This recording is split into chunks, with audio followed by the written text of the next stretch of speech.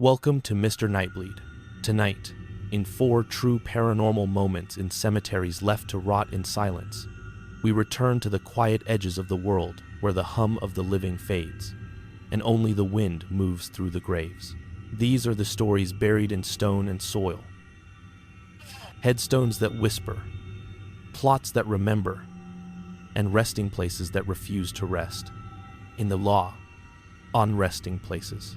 Every account you're about to hear is real, taken from those who've stood among these forgotten markers and felt the chill of something watching from below. My goal this month is to reach 4,000 subscribers. Almost 90% of viewers wander in, listen, and vanish into the dark without subscribing. Don't be one of them. Join the darkness. Subscribe now. Before we begin, tell me in the comments where you're watching from and what hour of the night it is for you.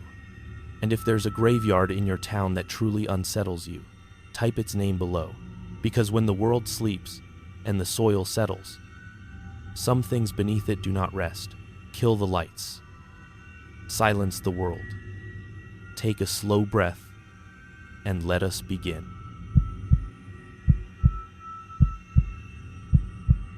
My name's Mason Rourke. I'm from the little stretch outside Cedar Latch, Pennsylvania, and I work as a night security guard. Listen, I know how this sounds. I keep telling myself to shut up about it, to sleep, to move on, to be normal.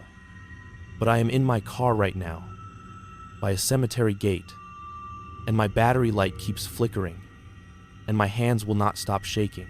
And if I do not get this out of me, I think I am going to start believing the wrong part of it. The part where I made it all up. The part where I am the problem. And I cannot live like that. I cannot. I have not slept right since it happened. And I keep replaying the first ordinary thing because that is the part that hurts the most. How normal it was. How I was just a guy doing his job. How there was a breakfast sandwich in a greasy paper sleeve and coffee that burned my tongue because I always drink it too hot. How my shirt was the same work polo I always wear. Dark blue, stitched badge on the chest, and there was this pale stain on the front from a spilled packet of creamer that I wiped with a napkin. And I told myself I would wash it when I got home. That stain is still there. It will not come out. I have tried. It is like it sunk into the fabric and decided it lives there now. That was the day. The day I took a daytime shift first, and then got asked to cover the overnight at the cemetery complex because someone called out, and I said yes because overtime is overtime, because rent is rent, because I am not in a position to say no, because I am the kind of guy who thinks doing the right thing at work protects you. I punched in at 6:52 p.m. I remember because the time clock always lags, and it makes you scan twice, and the second scan is the one that sticks. And I looked at the little digital screen and it said 6:52. And then the manager from the main office, the one who never looks you in the eye, said, "You're a lifesaver. Man, just do the loops. Log the gates. Watch for teenagers. And call me if you see anything weird." He actually said anything weird. Like that was a normal thing to say about a cemetery. I laughed like it was a joke. He did not laugh. He handed me the ring of keys and the clipboard and this cheap flashlight that smells like old plastic, and I said, "Yeah, sure." And he said, "Stay out of the lower corridors. They don't want anyone down there alone." And I said, "What lower corridors?" And he said, "You'll see the sign." And then he walked away and I stood there like a kid holding something sharp, like I had been given a job I did not understand. The cemetery complex is not just headstones, it is a whole property. People think cemeteries are simple. They are not. This one has the older yard with leaning stones and iron fencing, and then the newer section with neat markers, and then the row of above-ground crypts, and then the mausoleum complex near the back where the ground dips a little and the trees knit together overhead so the moon gets cut up into thin pieces. There are stone corridors back there. Actual corridors. Narrow, shoulder width, with nameplates and metal doors, and little vases bolted to the wall, and the kind of air that feels like it has been held in for years. And there is one mausoleum that is bigger than the rest, like a block of pale stone set into the line, with a door that looks like it was cut out of the same rock and then wedged back in. Not a swinging door, a stone slab door with a seam around it. I am telling you, that seam matters. I did not know it mattered yet. I drove in at 7:09. The gate clicked behind me. The gate always clicks. It is the kind of sound you stop hearing after a while. I parked by the little security post, which is basically a shed with a desk and a space heater and a radio that mostly hisses. I checked my phone. 7:12. I texted my sister because she worries when I work overnights. Just covering a shift, all good. She sent back a thumbs up. I ate the breakfast sandwich cold because I forgot to eat it earlier, and it was still in my bag. That is the kind of detail I hate, that I remember something so stupid, cold egg and bread that tasted like paper, while something else was waiting for me in the dark. I did the first loop just like I always do. Gate check. Chain check. Perimeter fence. I wrote down the times. I did not cut corners. I am not that guy. The headlight swept over stones and trees and the occasional plastic flower arrangement that catches light like it is alive. I saw 2 deer near the old section, and they did that thing where they freeze and stare at you like you owe them money. I drove slow so I would not scare them into the road. I heard the crunch of gravel under my tires. The steady little grind that makes you feel like you are moving through someone else's memory. Everything was fine. Everything was ordinary. Then I got to the mausoleum corridors. I did not even mean to. It is part of the route. You swing wide, cut behind the chapel, and the road narrows, and you pass the stone corridor entrances, and you shine your light down them to make sure nobody is in there. No teenagers, no vandals, no people doing things you do not want to think about in a place like that. I took the flashlight and I walked one corridor. It smelled damp, like wet stone, like old pennies. The light made the nameplates flash for a second, then go dull again. My footsteps sounded too loud. I hate that. I hate how loud you feel in there. I checked each door handle. They are all locked. They should be. I walked out, wrote the time. Then I went to the bigger mausoleum, the one at the end of the row. The seam around the door was a thin, dark line. The stone looked clean compared to the others, like it had been wiped recently. I remember thinking that was odd, because the rest have streaks, moss, spider webs in the corners. This one looked like it had been cared for. Then I noticed the leaves. There were dead leaves and bits of trash, little paper scraps, dry pine needles, and they were not just sitting there. They were gathered, kind of, like something had pulled them toward the seam, like they had slid across the ground and piled up right at the crack. I thought wind. I thought maybe the corridor funnels air.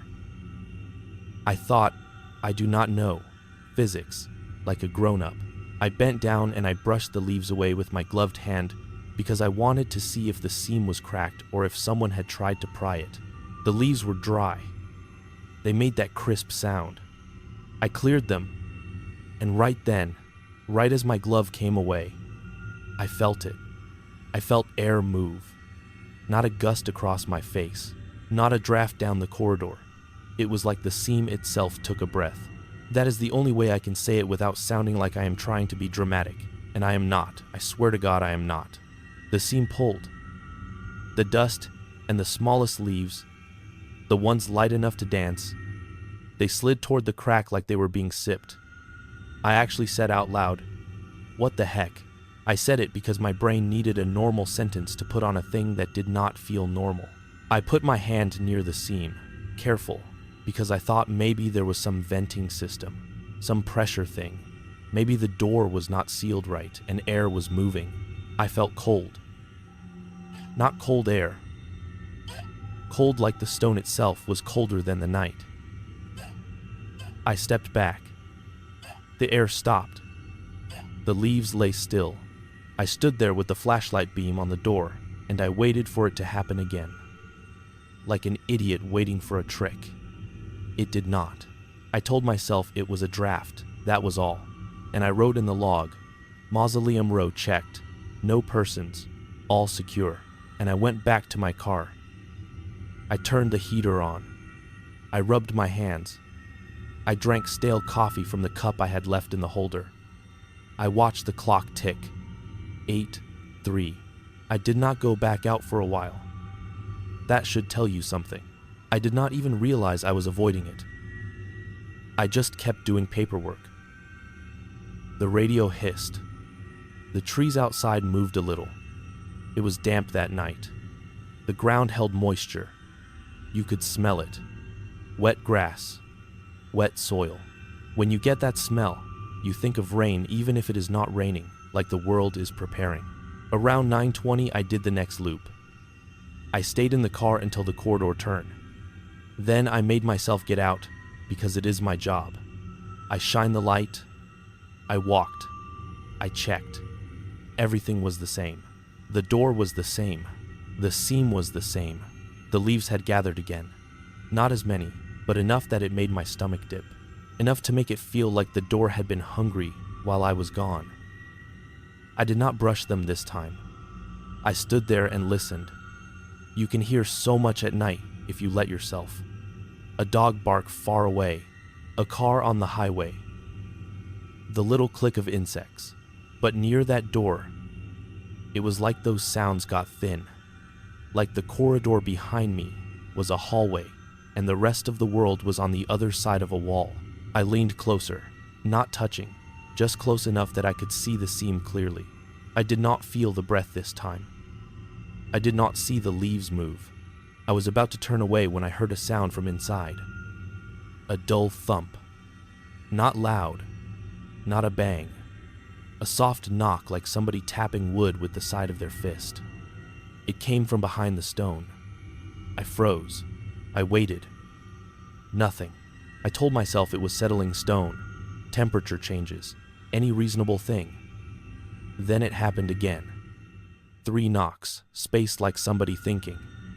Tap, tap, tap. I swallowed. My mouth went dry.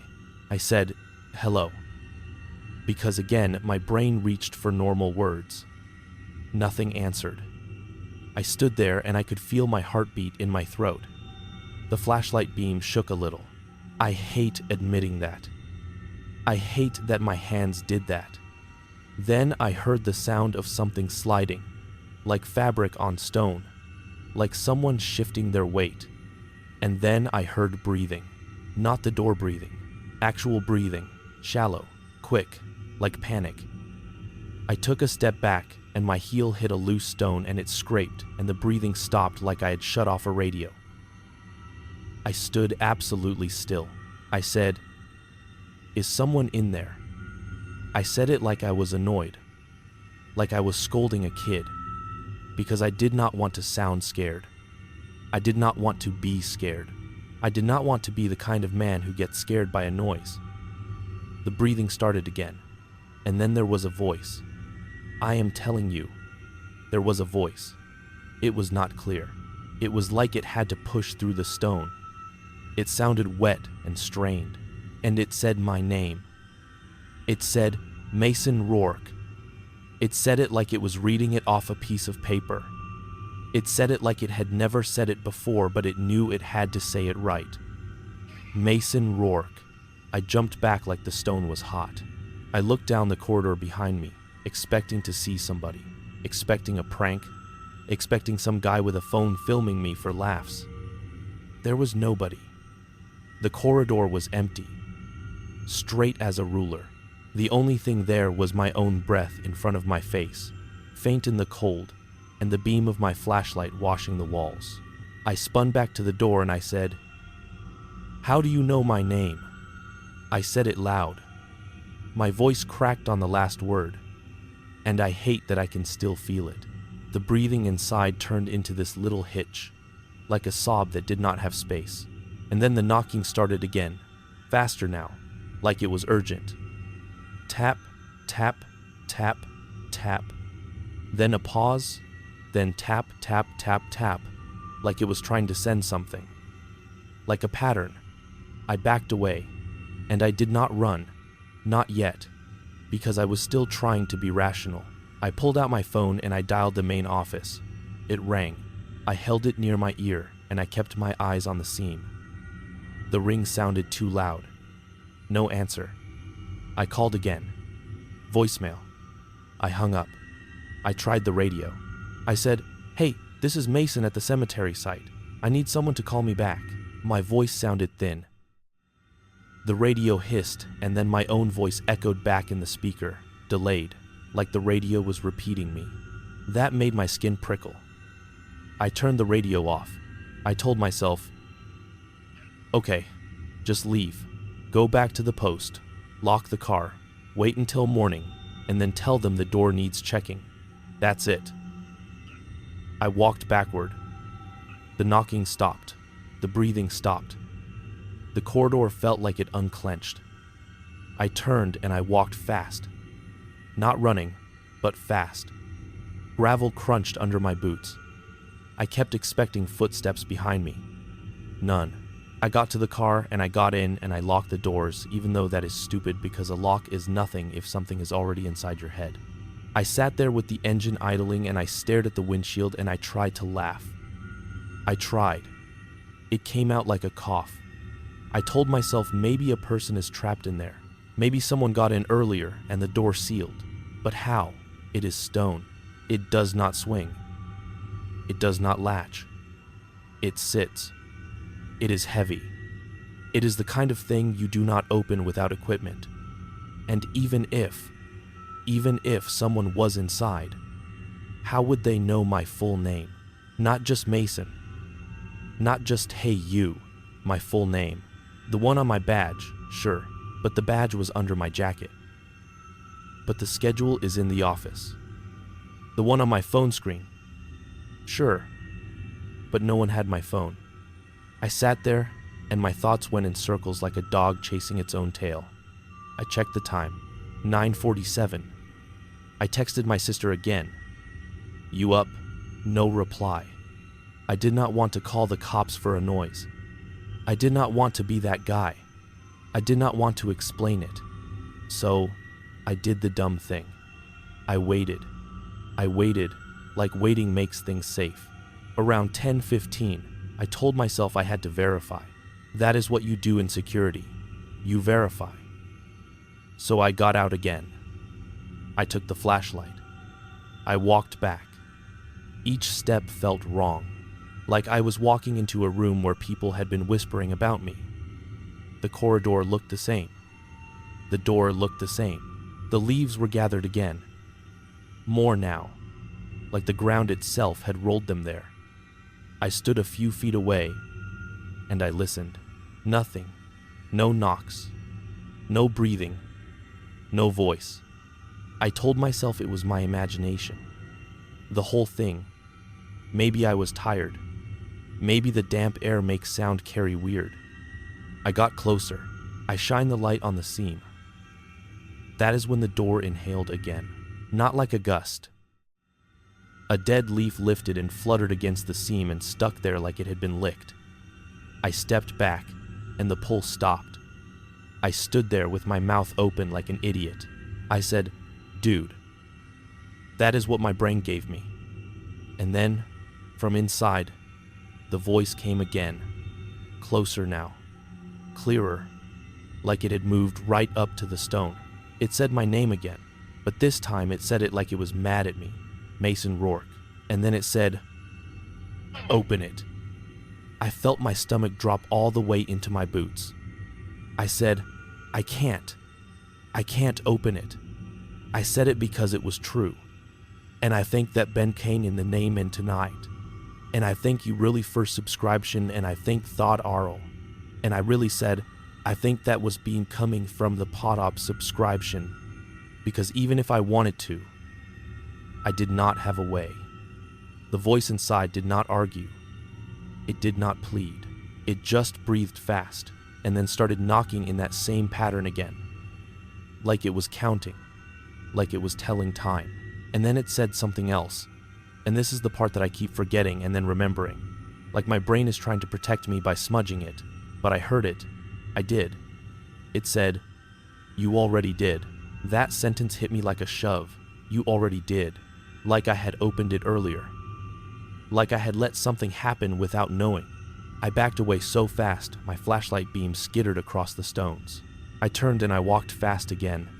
And I heard, behind me, the faint scrape of something heavy shifting, like stone settling, like a seam widening for a second. I got to my car. I got in. I locked it. I started to drive. I made it maybe 20 feet before I hit the brakes, because the gate at the entrance was closed. It should have been open. It is on a timer. It stays open when you are inside because you have a fob that pings the sensor. I had used it earlier. It worked, but now the gate was shut tight and the chain was looped and the padlock was on. The padlock. I stared at it through the headlights like it was a face. I did not put that lock on. I do not carry that lock. The chain is heavy and you have to pull it. I got out and I walked up to it and I touched the padlock and it was cold and wet like it had been there all night. I tried the keys. None fit. I tried the fob on the sensor. The little light blinked red. I said, "No, no, no, not like that," because my brain was trying to bargain with a gate. I called the office again. Voicemail. I called the manager's number. No answer. I called dispatch. It rang and then someone answered, a bored voice. "Yes, I'm on the schedule." And he said, "What's the address?" And I gave it. And he said, "We don't have any call about a locked gate." And I said, "I'm calling now. I need someone to come." And he said, "Is there an emergency?" And I said, "I don't know." And he said, "If you're safe, contact your supervisor." And I said, "I tried. If there is a trespasser or a crime, we can send someone. But if you are locked in a private property and you are not in immediate danger, you need to contact the property manager." I almost laughed. Immediate danger. I looked back down the drive. The cemetery was dark and still. The mausoleum corridor was hidden by trees. I said, fine, okay. And I hung up, and I stood there by the gate with my phone in my hand, and I realized something that made my skin go tight. My hands were dirty, not just from handling the chain. There was a fine gray dust on my fingertips, like powder, like stone dust. I rubbed my fingers together and it smeared. I had been wearing gloves earlier. I took the gloves off at the car. I did not touch the mausoleum door with bare hands. I am sure of that. I swear I am sure. But my fingers were dusty like I had pressed them on stone. My breath came fast. I wiped my hands on my pants and it left streaks. I went back to the post, because where else do you go when the gate is locked and the night feels wrong? I sat inside and I kept the lights on, even though you are not supposed to because it ruins your night vision. But I did not care. The radio hissed. I turned it on and off. I kept thinking I heard my name in the hiss. And that is when I started to really feel like I was losing it. I checked the camera feed. The gate camera showed the chain and padlock. The timestamp in the corner said 10:58. I watched the feed like it was going to explain itself. It did not. I tried to distract myself by doing the log. My handwriting looked like a child's. I wrote, "Gate locked unexpectedly. Keys do not fit. Attempted contact. No response." I stared at the words, and I realized how stupid they looked on paper. Gate locked unexpectedly, like the gate made a choice. Around 11:30, the power flickered in the post. The little overhead light blinked. The heater clicked off and then back on. The radio popped and then went quiet. The camera feed froze for a second. I sat very still. I told myself, power issue. Storm somewhere. The weather can do that. But the air outside did not feel like storm air. It felt damp and heavy, and still. I looked out the window toward the mausoleum row, and I saw something that made my throat close. The leaves near the stone corridors were moving, not blowing, sliding. It looked like someone dragging a broom, gathering them, pulling them in a line. The line went straight to that one mausoleum. The one. I could not hear anything from that far. I thought about staying inside and pretending I did not see it. Then I thought about what the voice said. You already did. I opened the post door and I stepped outside. The damp air hit my face. The smell of wet stone was stronger now, like it had seeped out. I walked toward the corridor, telling myself I was going to check for a trespasser, telling myself this was a job. That is all. And every step felt like stepping into a colder room. I reached the corridor entrance, and I stopped. The corridor itself looked darker than the night around it, like the stone walls were swallowing the moonlight. I shined my flashlight down it. The beam went maybe 20 feet, and then it seemed to fade, like the air ate it. I know what you are thinking. Cheap flashlight. Weak beam. But I am telling you, it was like the light got tired. I took one step in. The sound of my boot on gravel echoed too much. I took another step. The air felt thicker. I could taste something metallic, like a penny held under your tongue. I stopped and I listened.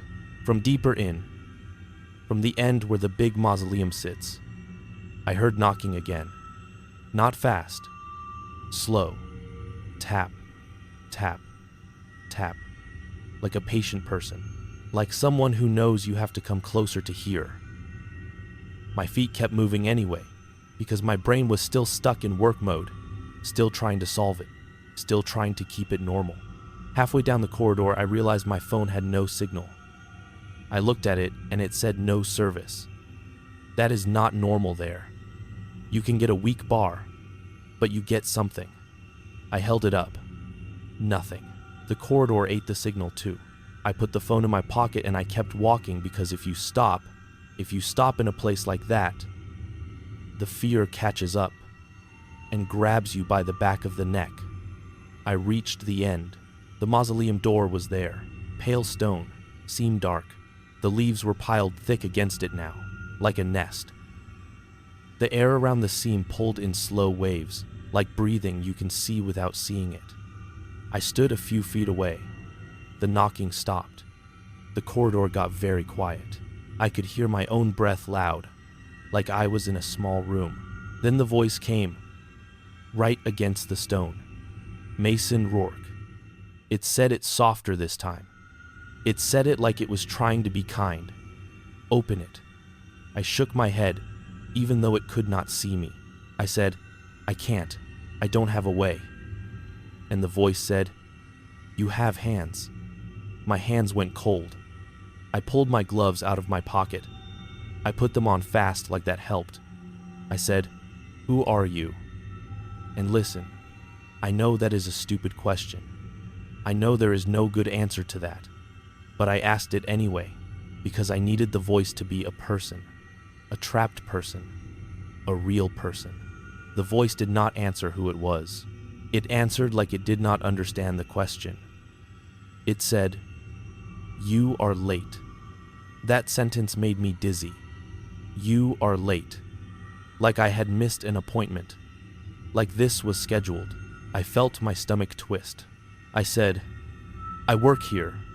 I'm just covering. I don't know what you mean. The voice took a breath, and I heard the breath scrape, like lungs dragging against something. It said, you already came. You already stood here. You already touched it. Then it laughed, just a little. Not a big laugh, just a wet little sound like someone smiling with a dry mouth. That laugh went through me like a cold wire. I backed away. My boots scraped the stone floor. The leaves against the seam shifted as if they were listening too. I said, no, I did not. I would remember. The voice said, you forgot. You always forget. And then it said something that made my heart slam so hard I thought I would pass out. It said, check your hands. I looked down at my gloves. They were clean. Then I remembered the dust on my bare fingers earlier, the stone dust. There were faint gray lines in my skin, like I had pressed my hand against a chalky surface and it had settled into the creases. It looked like a handprint that belonged to me but came from somewhere else. My throat went tight. I said, "No, no, no, that's just dirt." And the voice said, "Put your ear on it." I did not want to. I did not. I am telling you. Every part of me said do not. But there is this thing that happens when you are scared and confused and alone, where the wrong suggestion feels like the only way forward. Like you have to follow the rule of the thing that is happening. I stepped closer. The stone was cold enough that the air around it felt colder. I leaned in, slow. I put my ear near the seam without touching. Then I touched, just barely, because I could not hear otherwise. The marble was so cold it made my skin hurt. I listened. At first, I heard nothing but my own blood rushing. But from farther in, like there were corridors, inside corridors. And then I heard a sound that turned my stomach. A sound like fingernails dragging across stone, like someone scratching to be heard. Then a voice. A different voice. Not the same one. Thinner. Younger maybe. And it was crying. And it said, "Please, please, please, I'm right here." And then it said my name again, Mason Rourke. But it said it like it knew me, like it was someone who had said it 100 times before. Like family, like someone close, like my sister. My whole body went hot and cold at once. I jerked back so fast my flashlight bounced off the wall and the corridor spun for a second. I said, "No, that's not. And I could not finish the sentence because my mouth stopped working. The first voice, the one against the stone, said, "Hear that? That's you calling. That's you knocking. Open it." My hands shook so hard I could not hold the flashlight steady. I said, "Stop, stop, leave me alone." And as soon as I said stop, the knocking inside stopped like it had been waiting for that word. And then I felt the air move behind me. Not a gust, not wind. The feeling of someone stepping close. The certainty of being observed by nothing visible. You know when you can feel a person behind you even before you hear them. It was that, but heavier. Like a weight pressing in. I turned fast. Flashlight up. Ready to see a trespasser. Ready to shout. Ready to do something real. There was nobody in the corridor. Nobody. The beam showed empty stone. Empty floor. Nameplates. Metal doors. Nothing moving. But the feeling stayed. It stayed like a hand on the back of my neck. On the stone. On the seam area. On the smooth part of the slab where I had not touched. 5 finger marks, dark with dust. Like someone had pressed their hand from this side and left the pattern. I stared at them. I lifted my own hand and I lined it up without touching and it matched. I took a step back and my heel hit the leaves pile, and the leaves moved like a living thing, sliding away from my boot, making space, making a path to the seam. The air pull at the seam got stronger. The door inhaled, slow and deep, and I felt it in my chest like the corridor was breathing with it. I backed away again, and the pull eased. I realized then, listen, I realized it like a clear thought in the middle of panic, that the thing wanted proximity. It wanted me close. It wanted my breath near it. It wanted my attention, my body, my hands. I ran down the corridor like a kid, like a scared kid. I did not look back because I could feel that weight following. Not footsteps, not sound, just the pressure of being watched. I burst out into the open air near the chapel and I gulped damp night like it was water. I ran to the post. I slammed the door. I locked it. I sat on the floor with my back against the wall, and I held my knees, and I shook. I kept whispering, No, no, no. Like the word could block the corridor. I stayed like that until my phone buzzed. I looked at it, expecting my sister, expecting anything normal. Another missed call. No caller ID. My phone had said no service in the corridor. Now it had service enough to receive ghost calls. And I hate that I even used that word in my head, because I do not talk like that. I do not believe in that stuff. I did not before. The calls kept coming, back to back, like someone holding down redial. I did not answer. I did not. My own phone number calling me. I stared at it. I checked. It was the same digits. I scrolled. Again and again. My number. Calling me. I whispered, "Dude, what is happening?" My voice sounded like someone else's. The radio on the desk clicked on by itself. Static filled the room. Then, through the static, I heard a voice. Not clear at first. Then, clearer. "Mason Rourke, open it." I slapped the radio off so hard my hands stung. The room went silent except for my breathing. I stood up and I looked at the logbook, and I saw the pen on top of it. And I swear to God I had put the pen in the drawer earlier. I had. I am picky about it. The pen was on the logbook, like someone had set it there, like a reminder to write something down. My hands were shaking so bad I could barely hold the pen. But I forced myself to write, because writing makes it real. Because I thought if I wrote it, it would have to make sense. I wrote, "Heard voice from mausoleum. Said my name. Gate locked with unknown padlock. Phone calls from my own number. Radio interference, repeating name." The words looked insane. I stared at them and I started laughing, just a little. A broken laugh. Because I could see how it would look to anyone reading it later. Then I stopped laughing because I realized someone would read it later. Someone would come in the morning. Someone would see my handwriting and decide I was unstable, and that would be my whole story. So I ripped the page out. I crumpled it. I stuffed it in my pocket. I told myself I would show it only if I had to. Then I sat in the chair and I stared at the door of the post, and I waited for morning like waiting for morning fixes anything. The hours crawled. 12:14, 12:47, 1:05. The power flickered again at 1:22. My breath started to show. I kept listening for knocks outside. I kept listening for footsteps. I kept thinking I heard gravel crunching. But when I looked out the window, nothing moved. Then, at 2:11, I saw the corridor area again. The line of mausoleums in the distance. And I saw something that made my skin go numb. The big mausoleum door, the sealed slab, had a thin dark mark across it, like a smear, like a handprint, but not mine. It was on the outside of the slab, about chest height, and it looked like someone had pressed their palms and dragged them down. I could not see details from that far, but I could see the shape of it, and I felt this awful certainty, like the mark was fresh, like it had just happened.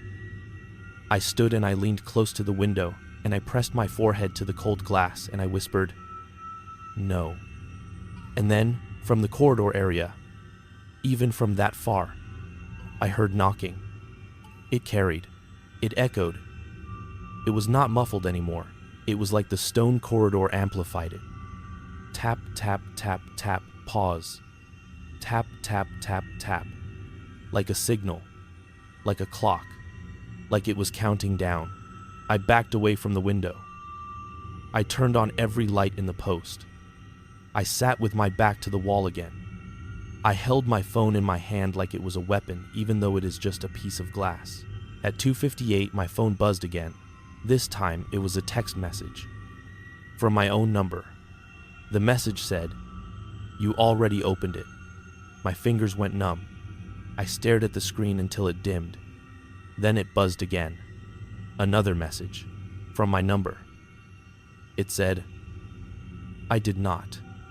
I stayed in that chair until the sky started to lighten at the edges. Not full dawn. River, just that slow pale shift, where the black turns to dark blue. That time is burned into my brain because I kept looking at the clock like it was a lifeline. And when it hit 5:19, the gate camera feed flickered and then came back, and the padlock was gone. Gone. The chain was looped but loose. The gate was slightly open, like it had never been locked at all. I stared at the screen and my mouth fell open. I rewound the feed. The camera system stores a few hours. I watched the footage around 4:50, 5, 5:10. The gate was locked. Locked. Then at 5:17, the image glitched. Just for a second, like a skipped frame. And when it stabilized, the padlock was gone. No person visible. No hands. No bolt cutters. Nothing. Just gone between frames. I sat there and I started shaking again. Harder. Because that meant someone could lock it and unlock it without being seen. Or it meant the camera could be made to lie. Or it meant something else I did not want to name. I waited until full daylight, until I could hear a bird, until I could pretend the world was normal again. Then I got in my car and I drove out. The gate swung like it always does. No resistance. No sound except the click. I drove straight to the main office. I walked in with my clipboard and my keyring, and my face probably looked like something you see in a mirror when you are sick. The manager looked up and said, "Rough night." He said it like he knew. I said, "The gate was locked. There were calls. The mausoleum. The corridor. I heard someone inside." He held up his hand and said, "Slow down, man. You look like you did not sleep." I said, "I did not." I told him everything. Not in the crazy way. Not like this. I tried to be professional. I said, "There is something wrong with the mausoleum door at the end. It's pulling air." There were knocks from inside. It knew my name. I saw his eyes flicker on that last part. Just a flicker. Then he said, "Nobody should be inside. Those units are sealed." I said. He said, "You sure you weren't hearing traffic echo?" I said, "No." He said, "You sure you didn't fall asleep and dream?" I said, "No." He leaned back and he tapped his fingers on the desk like he was thinking about paperwork. Then he said, "Look, we get sounds out there. Animals, pipes, stones settling, wind. People get spooked. Happens." I said, "The gate was locked with a padlock I don't have." He said, said, "Maybe a grounds guy did it and forgot." I said, "It happened while I was inside, and then it disappeared in one frame on the camera." He stared at me for a second, and then he said, "The camera system glitches." I said, "Can you check?" He said, "I'll have maintenance look." He said it like he was already done. I pulled the crumpled page from my pocket, the one I ripped out, and I smoothed it on his desk. I said, "I wrote it down." He looked at the paper and his face changed a little. Not fear, more like annoyance mixed with something else. He said, "Mason, listen, if you're stressed, take the day, get some sleep, we'll assign someone else tonight," I said. He said, "But don't put this in the official log, okay?" That made me freeze. I said, "Why?" He said, "Because it's not actionable. Because it will cause problems. Because families complain when they hear stories." He said families, like what I described, was just a story. I stared at him and I realized he did not want to know. He did not want a problem he could not fix. He wanted me quiet. He said, "Go home, wash up, get some rest, we'll talk later." I left the office with my keys still in my hand, and I sat in my car and I just stared at the steering wheel. My hands were still dusty. I rubbed them and the dust came back in the creases like it belonged there. I scrubbed my hands until they were raw. I could not get the dust out of the lines of my palms. I kept looking at the stain on my shirt. that creamer stain shaped like a hand, and I kept thinking about the voice saying, "You forgot." I tried to sleep. I lay in bed, and every time I started to drift, I heard knocking in my head. Tap, tap, tap, tap, pause, tap, tap, tap, tap, like a heartbeat you cannot escape. When I did sleep, I dreamed I was in the corridor, but it was longer than it should be, and the nameplates were blank, and my flashlight did not work, and the only thing I could see was my own hands pressed against stone from the inside, and I could see my fingerprints dark on the other side, like a mirror. I woke up gasping. I checked my phone. There was a voicemail from my own number. I did not want to play it. I played it anyway because I needed to know if I was losing my mind. It was mostly static, then faint, the voice. Not my voice, but using my cadence, like it had studied me. It said, "Mason, open it." Then, it made that little wet laugh again. I threw the phone onto the bed like it burned. I sat on the edge and I held my head and I tried to remember every moment of the night, every step, every place I might have touched the door without knowing.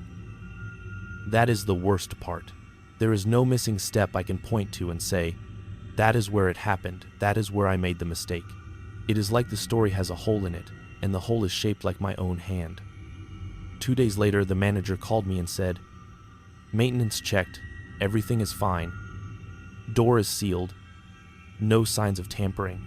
He said it like a verdict. He said, "You're off that site for now." I said, "I'm off all cemetery sites." He sighed.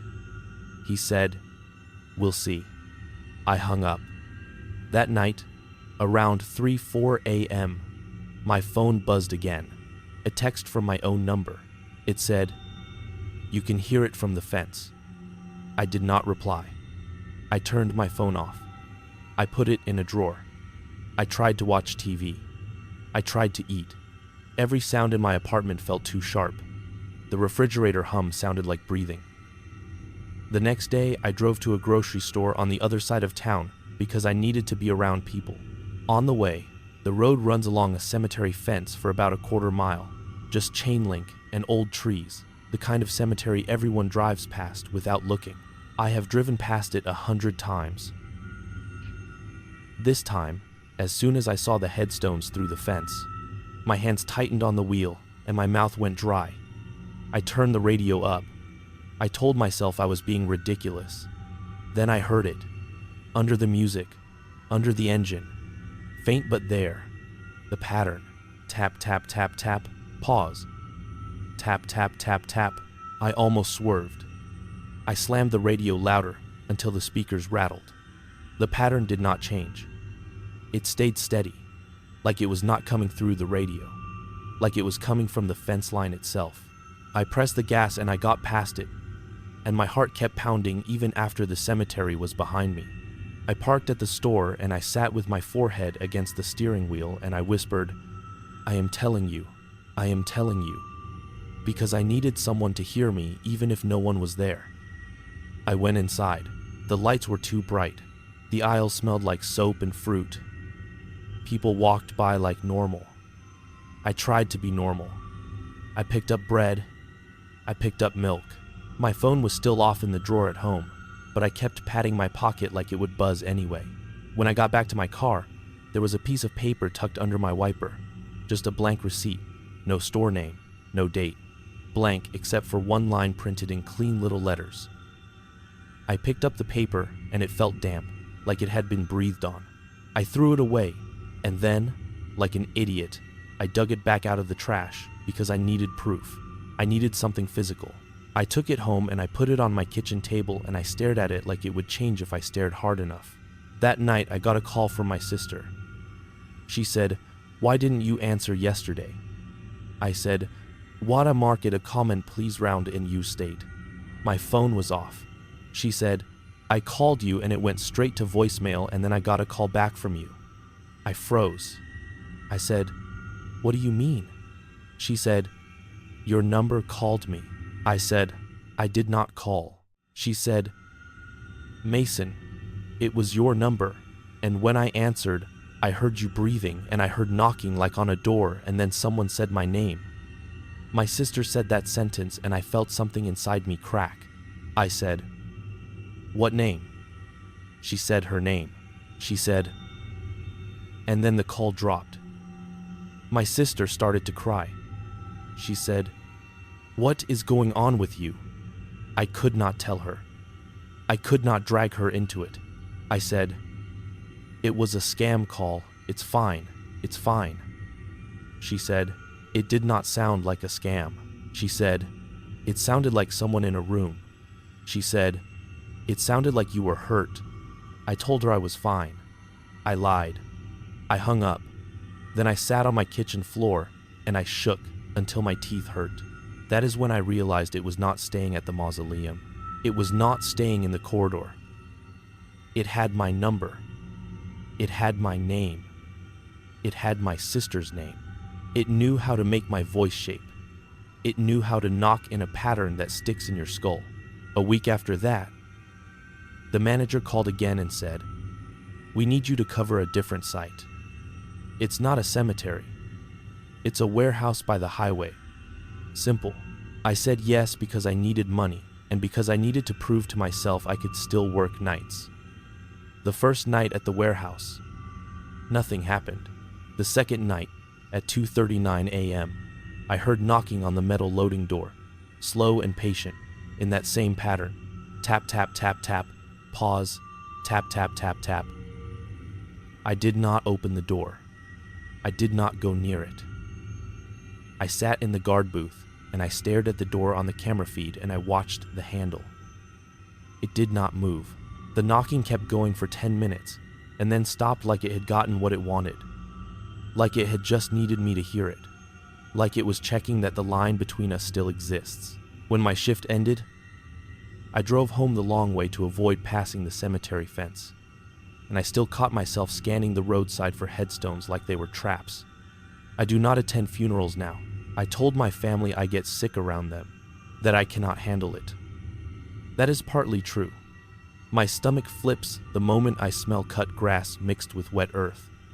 I cannot look at flowers stuck into vases on stone, plastic flowers especially. I cannot stand the rattle they make when wind hits them, because it sounds like someone whispering with a dry mouth. If I see a mausoleum in daylight, I still feel that seam in my mind like a line across my skin.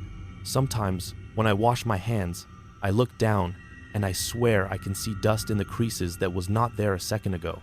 Sometimes I wake up and my fingertips are sore, like I have been pressing them hard against something rough. I started sleeping with gloves on like a child, because I do not trust what my hands do when I am not looking. That sounds crazy. I know, but listen. Wait. I forgot to tell you the part that I keep trying to bury. The part that makes it hard to even write this. Because I went back one time. I did. I did not want to. I told myself I would not. But I needed to know if I was imagining it. If the place itself was the source. If it was tied to that door, and only that door. I went on a Sunday afternoon when the sun was harsh and bright, when the cemetery looked like a park, when kids were playing in a yard down the road and the sound carried, when everything should have felt safe. I parked outside the gate because I did not have the fob anymore. I walked in on foot because cemeteries are open in the day. People were there visiting graves. A woman had a little watering can. An older man leaned on a cane. Normal. I walked with my hands in my pockets like I belonged, like I was just paying respects. And the whole time my heart was hammering. I reached the stone corridor area and it looked smaller in daylight, less threatening, just stone and shadow. I walked down the corridor with sunlight at my back. The air still felt cooler inside. The metal doors still looked dull. I reached the end. The big mausoleum door was there, sealed, clean, no leaves gathered, no dust pulled, no seam movement, just stone. I stood there and I waited for my fear to feel stupid. It did not. I stepped closer. I leaned in and I listened. Nothing. No knocks, no breathing, no voice. I told myself, See? It was nothing.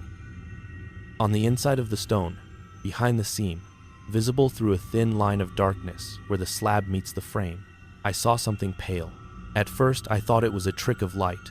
Then I realized it was the underside of a handprint, like fingerprints pressed from the other side, like someone inside had put their hand against the crack so close that the skin had pushed into the seam. And the print matched mine.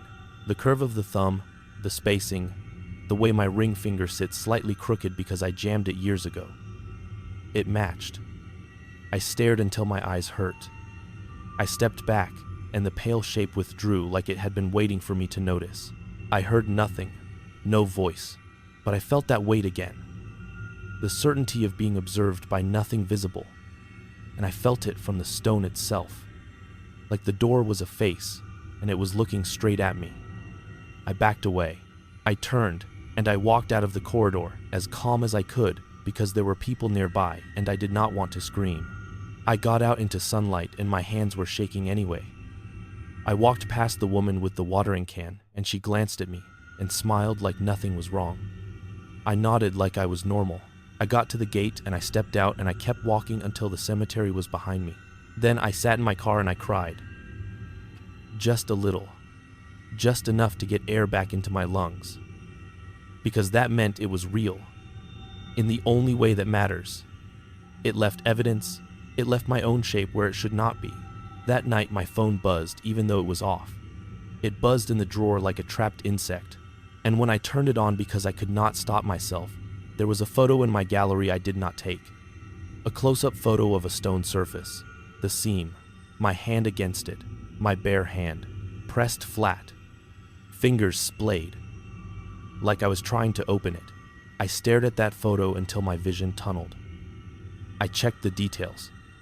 No timestamp. No location. Just the image. My own hand. The creamer stain on my shirt visible at the edge of the frame like a pale smear shaped like a hand. I deleted the photo. It came back the next day. I deleted it again. It came back again. Like my phone was not mine anymore. Like the thing did not need signal or service. Like it could reach into any device that has my number and whisper. Now I do this thing that makes me feel ashamed. I change routes constantly. If I see a cemetery sign, I turn. If I see headstones, I do not look. I do not drive beside fences. I take the long way, even if it costs gas I do not have. I keep my radio loud near any place where the ground is cut into rows. I avoid churches with graveyards. I avoid small chapels. I avoid stone corridors. I do not walk near mausoleums. If someone invites me to a funeral, if someone talks about visiting a grave, my skin crawls. I do not say why. I just change the subject. I stopped working nights. I tried to keep working days, but the manager kept calling, and I kept saying no to any cemetery job. And eventually, he stopped calling altogether. I lost the paycheck. I lost the stability. I would rather lose money than stand in that corridor again. But it did not leave when I left. That is the part I need you to understand. The infection remains. I still hear the knocking sometimes. Not on walls, not outside, but in the quiet gaps between sounds. Like it lives in the silence now. Tap, tap, tap, tap. Pause. Tap, tap, tap, tap. I still wake up at 3 a.m., sometimes with my heart racing and my hands pressed against my bedroom wall, like I was listening through it. I still find dust on my fingertips when I have not touched anything dusty. I still get calls from my own number that I do not answer. And sometimes, listen, sometimes the voicemail icon shows one new message even when I have not listened to any. And I will be washing dishes or tying my shoes, and I will feel that cold certainty, and I will know without checking that the message will just be my name, and that same sentence, open it, like a command you cannot ignore forever. I keep thinking there will be a day when I slip, a day when I'm tired and I'm broke and I'm angry and I think I can prove it's nothing, and I go stand by some cemetery fence and I put my hand on stone just to show myself I'm still in control. And I'm scared of that day because the voice was right about one thing. It knows my habits. It knows my weakness. It knows how to wait. And it said, "You always forget." And I hate that, because I do forget. I forget the sharpness after a while. I forget the cold, and then I remember again at night when my phone buzzes, and there is no caller ID and my own number fills the screen, and I can almost hear breathing on the other side like someone pressed right up against a crack. And I swear to God I do not know what it wants from me, except my hands and my attention. And I am telling you this because if you ever work near mausoleums, if you ever do night rounds by stone corridors, if you ever see leaves gathered in a way wind cannot explain, if you ever feel air pull toward a seam like a door, taking a breath, do not get close. Do not put your ear to it. Do not answer when it says your name. Do not try to be brave. Just leave. Just go. Because it is not a person trapped inside asking for help, it is something that learned the shape of help so it can use it like a key. And it will call you by your full name like it has always known you. And then it will tell you you already opened it. And the worst part is you will not be able to prove you did not. Because one day you will look down at stone and you will see your own fingerprints where they do not belong. And you will realize the door does not need to open to reach you. It just needs you to believe that your hands can be made to do things you will never remember. My name's Caleb Harlan. I'm from the little stretch outside Morrow Creek, Ohio. And I work as a water line repair tech for the county. Listen, I am sitting here right now at 3 a.m. with my phone screen cracked clean through the corner. And my car is doing that weak clicking thing like it might not start again if I shut it off. And I am parked nose in by the cemetery gate like an idiot because I cannot make myself drive past it again tonight.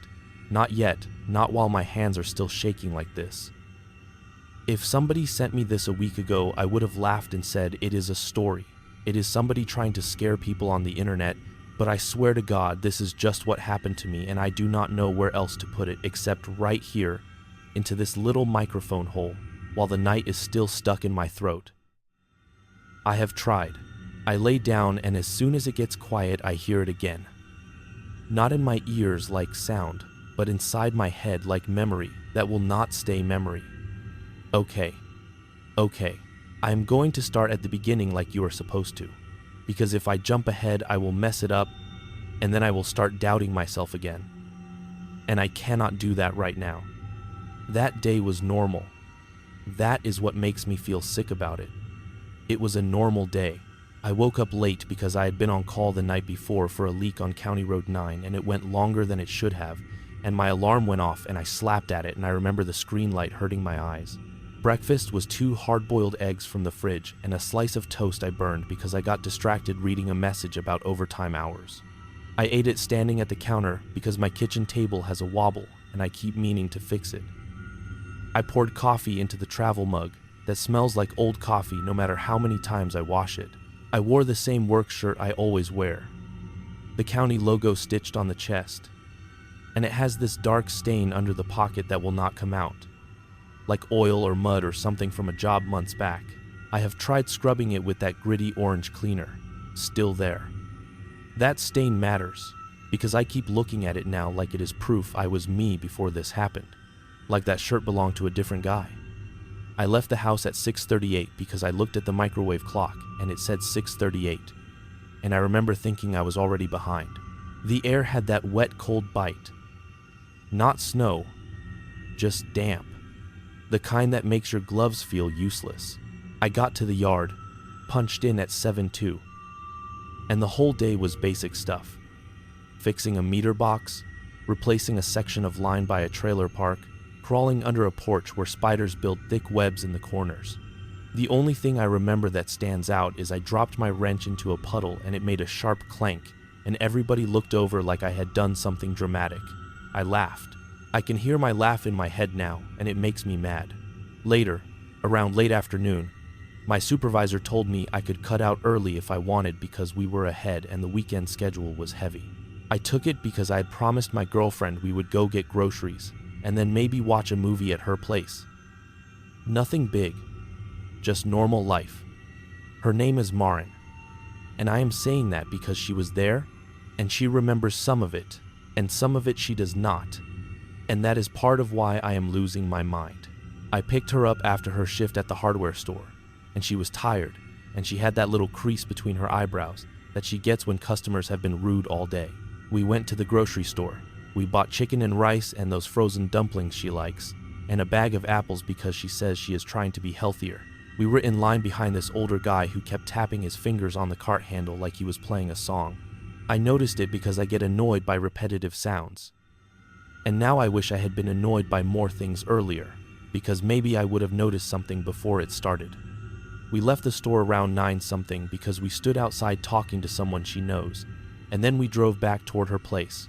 And I remember the sky was clear, the kind of cold night where the stars are sharp, and the roads were mostly empty, and the heater in my car works weird. It blows too hot and then too cold, and I kept adjusting it like a nervous habit. Here is where the cemetery comes in, and you have to understand the layout or it will not make sense. There is a cemetery outside town. Not the big maintained one, not the veterans one with the flags, but this older one that sits behind a line of trees and has a chain link fence along the road. People call it Old Gate Cemetery because the original gate is still there. 2 iron panels with spear points, and the county put a new vehicle gate next to it years ago, but that old one stays locked, and it looks like it belongs to a different century. The road that runs past it is basically a straight shot, but there is also this narrow paved path, like a service road, that cuts behind the cemetery and comes out near Marin's neighborhood.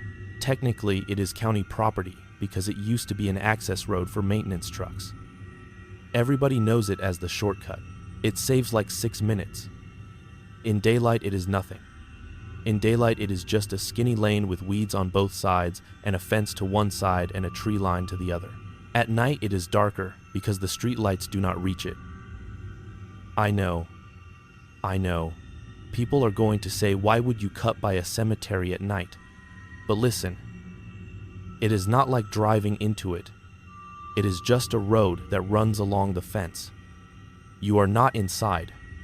You are just going past. I never felt anything about it. Sometimes you see deer. Sometimes you see kids messing around by the fence. Sometimes you see plastic flowers stuck in the chain links like people are trying to decorate the fence itself. That night we took it because Marin said she was hungry and she wanted to get home faster, and I said sure. So tiny I almost missed it. I remember thinking it was my car. We were about halfway down the path, the fence on our right, and the cemetery inside it. Headstones not visible, but you can feel it. You can feel that there is space there that is not for the living. You know what I mean. And the trees inside make a darker mass against the sky. The first wrong thing was a sound that did not fit. A bell. A faint bell, like a small metal bell tapped once. Not a church bell. Not a big bell. Just a little ring. It came from the right side, from inside the cemetery. And it was so soft that for a second I thought I imagined it, or it was something in my dashboard, like the seatbelt alert or a phone notification. But my phone was in the console, and it was silent. Marin looked up from her lap because she had been scrolling, and she said, I swear to God my skin went tight when she said it, because it meant it was not just in my head. We both heard it. I slowed down. Not because I was scared, but because you do that when you are trying to locate a sound, and she leaned toward the window like that would help. I said, maybe it is someone at the gate, like kids messing around. And she said, at this hour. And I said, people do dumb stuff. Then it rang again. And this time, it did not sound like it was at the gate. It sounded lower. I do not know how to explain that without sounding stupid. It sounded like it was coming from the ground, like the sound had dirt on it. Marin made a face and said, okay, that is weird. And I laughed a little to keep it normal. And I said, yeah, maybe it is one of those wind chimes people hang. She said, who hangs wind chimes in a cemetery? And I said, people who want their dead to hear something pretty. And she said, you are making that up. I was making it up because I did not want to admit it made me uneasy. The road kept going, and the fence kept running beside us, and the trees inside the cemetery shifted with our headlights, branches making moving shadows across the mesh, and that is when I saw the first detail that made my stomach drop. A section of fence was bowed inward like something had leaned against it hard from the cemetery side. I had driven this road enough times that I knew that fence. There are spots where it is rusty, spots where the bottom is bent where deer try to push through. But this was different. This was fresh, the metal brighter where it had been stressed, and the weeds at the base were flattened. I remember thinking, somebody got in there, or something hit it. I said, looks like someone wrecked the fence. And Maren said, maybe a car. And I said, a car cannot get inside. The road is outside. And she shrugged like she did not want to talk about it. The bell rang again. One tap, then another, then a pause, then another. Not random. It was like a pattern, like somebody was trying to get attention without making a big noise. I know this is going to sound like I am reaching, but it felt like listening to someone knock on a door from the other side. I turned the radio on because I do that when I do not like a silence, and the radio came on as static, even though it was set to a station that usually comes in fine right there. I fiddled with it, and as I did, the bell stopped. I remember saying, see, it was probably the radio doing something weird. And Maren said, no, it was not. And I said, okay, and I kept driving. Here is the part where I backtracked because I forgot something. And it matters. Before we turned onto that path, we had driven past the main entrance, the old iron gate. There's a little sign there, weathered, with the cemetery name and the hours. And underneath it, there's a newer sign that says no trespassing after dusk. And I remember glancing at it as we passed and thinking, yeah, like anyone listens to that. That sign was different that night. The cemetery name at the top, the part that is usually hard to read because the paint is faded, looked fresh, like someone had repainted it. I remember because I said, looks like they finally fixed that sign. And Maren said, fixed what sign? And I said, the cemetery sign. And she said, I did not see it. That is not proof of anything. She could have just not been looking. But now when I drive by in daylight, the sign is the same old faded sign it has always been. No fresh paint. No new letters. Nothing. I am telling you that because that was the first wrong detail before we even heard the bell. And I did not treat it like anything. I treated it like maintenance. Like normal. Okay. Back to the path. We got near the part where the fence line curves a little, and there is a break in the trees inside where you can see deeper into the cemetery if your headlights hit the right angle.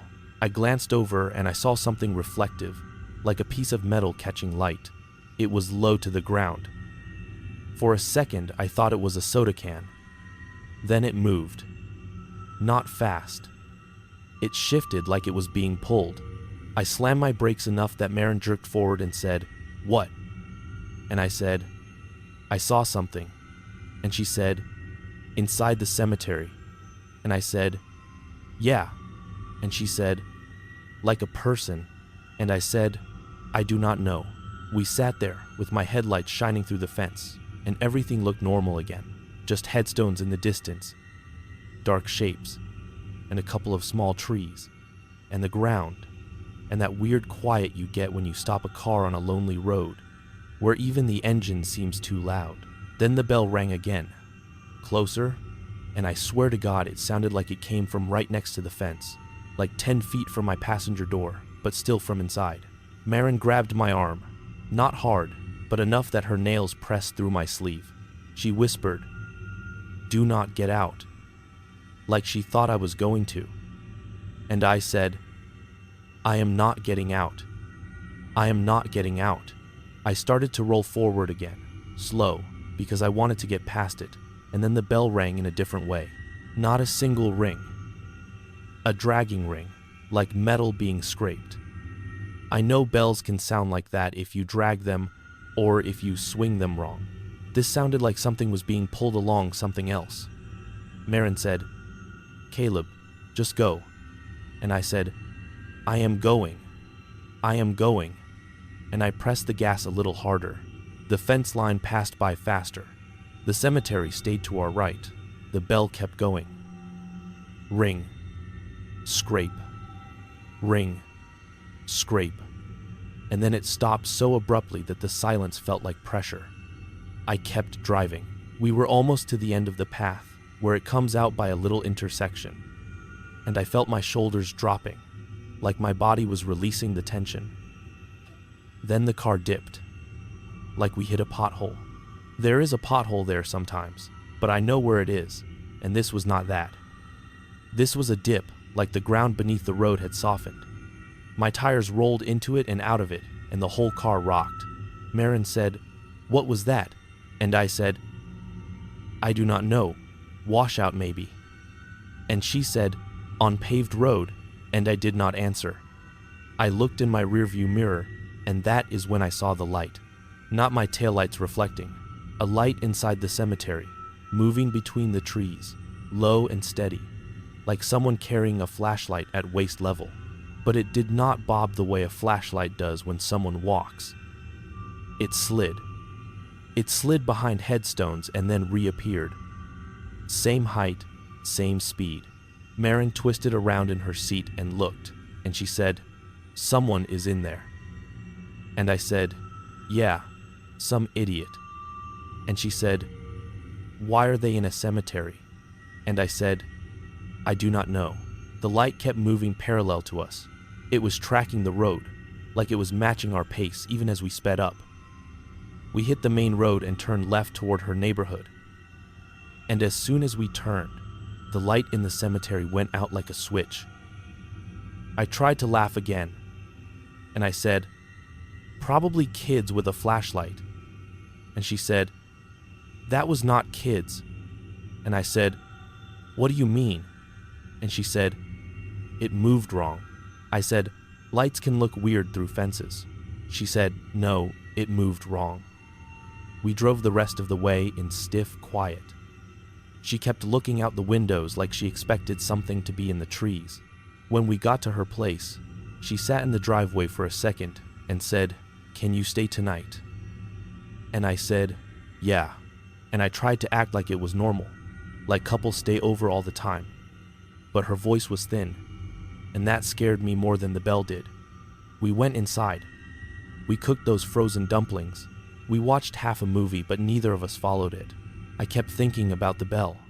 I kept thinking about how it sounded like it was under the ground. Marin went to bed early. I stayed up on the couch, scrolling on my phone, trying to distract myself. That is when I looked it up. Because I do stupid things when I am anxious. I chase an explanation like it will fix the feeling.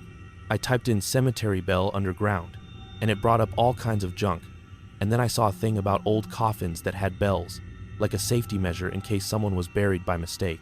I had heard of that before, but in a vague way, like a weird history fact. I read about how there were little tubes and ropes and bells on the surface. It said some people still talk about hearing bells in old graveyards, and it being a legend. I remember feeling my stomach twist, because the cemetery by the path is old. It has stones from the 1800s. It has areas where the ground sinks in places because the graves settled. I tried to tell myself it was wind, but the night was calm. No wind. The trees barely moved, and the pattern was too deliberate. Ring, ring. Pause. Ring. Like knocking. I went to bed eventually, but I did not sleep deep. I woke up twice thinking I heard something, but it was just the fridge humming. The next morning, Marin acted like it was behind her, like she wanted to pretend it did not happen. She made coffee. She put music on. She joked about how we are officially never taking shortcuts again. I laughed with her because I wanted that too. I went home and I showered and I went to work like normal. That day, in the break room, I told one of the older guys, a guy who has worked the county longer than I have been alive, about the bell, like as a weird story. He stared at me for a second and then he said, "You were by Oldgate Cemetery last night." And I said, "Yeah." And he said, "On the back path." And I said, "Yeah." And he looked down at his coffee and said, "Do not go there at night." That was it. And mine now, no joking.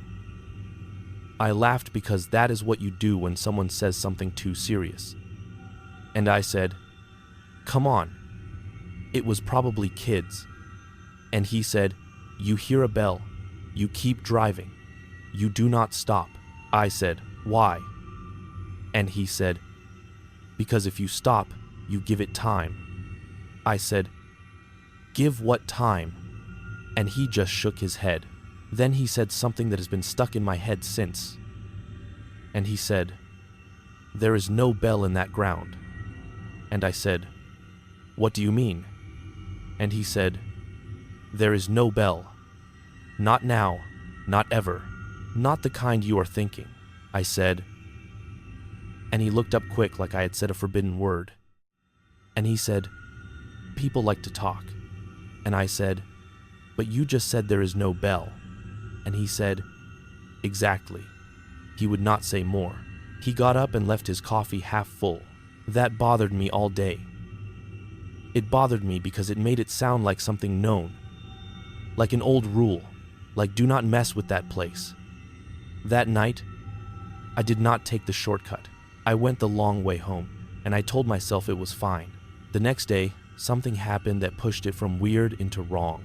I got called out in the late afternoon for a busted water line by the funeral home that sits across from the cemetery entrance. There is a funeral home there. Old building, brick, with a side lot where they park the vans. The line that runs under the sidewalk there is old, and it breaks in winter. I pulled up in the county truck around 4:20. Daylight still out, but already leaning toward dark. And I saw a man standing by the cemetery gate, not inside, on the outside by the sign. He was older, maybe in his 60s, wearing a jacket too thin for the weather, and he had his hands on the iron bars like he was talking to them. I thought he was just someone visiting, so I did not pay attention. I went to the utility box, started checking the valve, doing my job. I heard him speak. Not loud, just enough that I could catch words. He said, I told you, you are late." I looked over because that did not sound like someone talking to the dead in a sentimental way. It sounded like someone scolding. Then he said, "You ring that bell, and you ring it, and you ring it, and you think somebody is coming, but nobody is coming." I froze with my hand on the valve. My brain did that thing where it tries to pretend you did not hear what you heard. I walked over a few steps, keeping it casual, and I said, "Sir, are you okay?" And he turned and looked at me, and his eyes were watery, like he had been crying or like cold wind had made them run. He looked past me, like he did not see me at first. Then he focused and said, "Does it ring for you too?" And I said, "What rings?" And he said, "The bell." I swear to God, my stomach dropped so hard it felt like I missed a step on stairs. I said, "I do not know what you mean." And he nodded like he expected that answer. Like everybody says that. He leaned closer to me and he said, "It is under there." And he pointed into the cemetery, not at a particular grave, but at a section under a big tree inside, a tree I have driven past 100 times. He said, "It is under there and it thinks we can hear it." And I said, "Sir, I think you should go inside the funeral home. It is cold. Inside is worse." Then he said, "You ever hear a bell and then the scraping?" And he made a motion with his fingers like dragging nails across metal, and I stepped back without meaning to. He watched my face and his expression changed, like he saw something there. He said, "Oh, you did. You did hear it." Then he straightened up and he said, "Do not stop on that road. Do not ever stop. Because it knows the difference between passing and listening." I said, "Who are you?" And he said, "It does not matter." And he walked away toward the funeral home lot, slow, like he was tired down to his bones. I stood there, staring at the cemetery, and the daylight made it look normal. Just stones and grass and that big tree, but my body reacted like I was looking at a threat. I went back to my job, and I worked fast, and I kept my eyes down, and every time I heard a metal sound, like my wrench hitting the truck bed, my heart jumped. After I finished, I went into the funeral home to ask if they knew that man, because I felt responsible in a way, like if he was confused or sick. Someone should help him. The woman at the desk, the receptionist, looked at me like I was wasting her time. I described him. She said, "Nobody like that is here." I said, "He was just outside at the gate." She said, "No, he was not." I said, "I saw him." She said, "Are you here about the line?" And I said, "Yes, but also there was a man." And she said, "We do not allow people to loiter near the gate." I said, "He was holding the bars." She said, I said, "Can you check?" And she gave me a look that was half irritation, half something else. And she said, "Our security system is managed by the night staff." And I said, "Can I talk to them?" And she said, "Not right now." Then she did something that made my skin crawl. And I knew in my gut she was dismissing me, like she wanted me to doubt what I saw. Just the gate and the sign and the still grass. I drove away. That night I told Marin about the man, and she listened, and her face went pale, and she said, "Why is everybody saying the same thing?" And I said, "I do not know." And she said, "Maybe we should just forget it." And I said, "Yeah," and I meant it, but I could not. Because then it started following us in small ways. Not like a thing in the woods, not like footsteps behind you, but like the idea of it getting into the cracks of our day. The next time we drove near that cemetery, on the main road, not the shortcut, we both went quiet without meaning to. The radio cut out for a second right at the spot where the fence begins. A single ring, very faint, came through the speakers like static shaped into sound. Marin snapped her head toward me and said, "Did you hear that?" And I said, "It is the radio." And she said, "It sounded like a bell." And I said, "It is the radio." And my voice was too loud. We stopped going near it. We changed routes. We joked about it like it was a superstition. But it did not stay in that one place. That is the part I am struggling to say out loud. It did not stay in that cemetery. It started showing up in places it should not.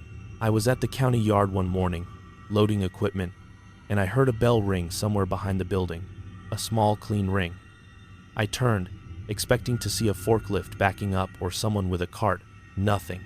Then a scraping sound, like metal dragged across metal. I spun around, and one of the guys was sliding a piece of pipe across the concrete, and I told myself that was it. That was the scraping, and the bell was just my brain. But my hands shook so hard I dropped a roll of tape. Later that day, I was under a sink, fixing a shutoff in an old house, and I heard the bell again, muffled, like it was in the walls. I crawled out, and the homeowner, an older woman, said, "You okay? You look pale." And I said, "Yeah, just tired." And she said, "You hear that too?" And I froze, and she pointed at the kitchen timer on the counter, and it was ringing because she had burned something in the oven. But then the bell came again one night in the exact pattern from the cemetery, and that is when the third act started, the part that rewired me. It happened 3 nights after the first night. Marin and I had argued that day about something stupid, about me being distracted, about me not listening. And she was right. I was not present. I was half inside my head. And she said, "You are acting like you are haunted." And I snapped back. And then I apologized because she was scared too, and I was being selfish. We made up. We decided to go for a drive and get milkshakes at this place that stays open late, like a reset. We got the milkshakes. We sat in the car in the parking lot and talked about normal things, about Christmas, about her sister visiting, about my overtime. We laughed. It felt like we were pulling back into our lives. On the drive back, without planning it, I took the shortcut entrance. I do not know why. I wish I could say I took it to prove something, but that would make me sound brave. I think I took it because my brain was tired and it went into autopilot. Maren noticed as soon as we turned onto the path. She said, "What are you doing?" And I said, "What?" And she said, "You are going by the cemetery." And I said, it is fine, we are together." And she said, "No, turn around." And I said, "Maren, it is a road, it is fine." And she said, "Do not do this." And I said, "It is fine." And I kept going because I did not want to admit I was scared of a road. The night was different from the first night. The air felt heavier. There was fog low to the ground, not thick, but enough that my headlights made a pale tunnel. The fence on the right looked wet, like it had sweat on it. The cemetery beyond was darker than the sky, like a hole. We were quiet. The milkshake cups sat in the cup holders and smelled sweet. I remember that. The smell of vanilla and cold air. Halfway down the path, the bell rang. One ring. Sharp, clear, close. Maren made a small sound, like she swallowed wrong. I said, okay, that is weird." And I tried to keep my voice steady. The bell rang again. Same distance, same tone. Then a pause. Then again. Not random. The pattern. My hands tightened on the wheel. Maren said, "Do not stop." And I said, "I am not stopping." And then I did something I regret.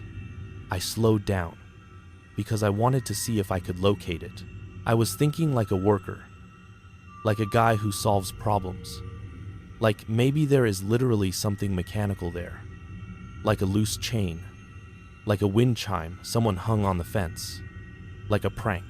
I slowed down and I leaned forward, scanning the fence line with my eyes. The bell stopped. The silence pressed in.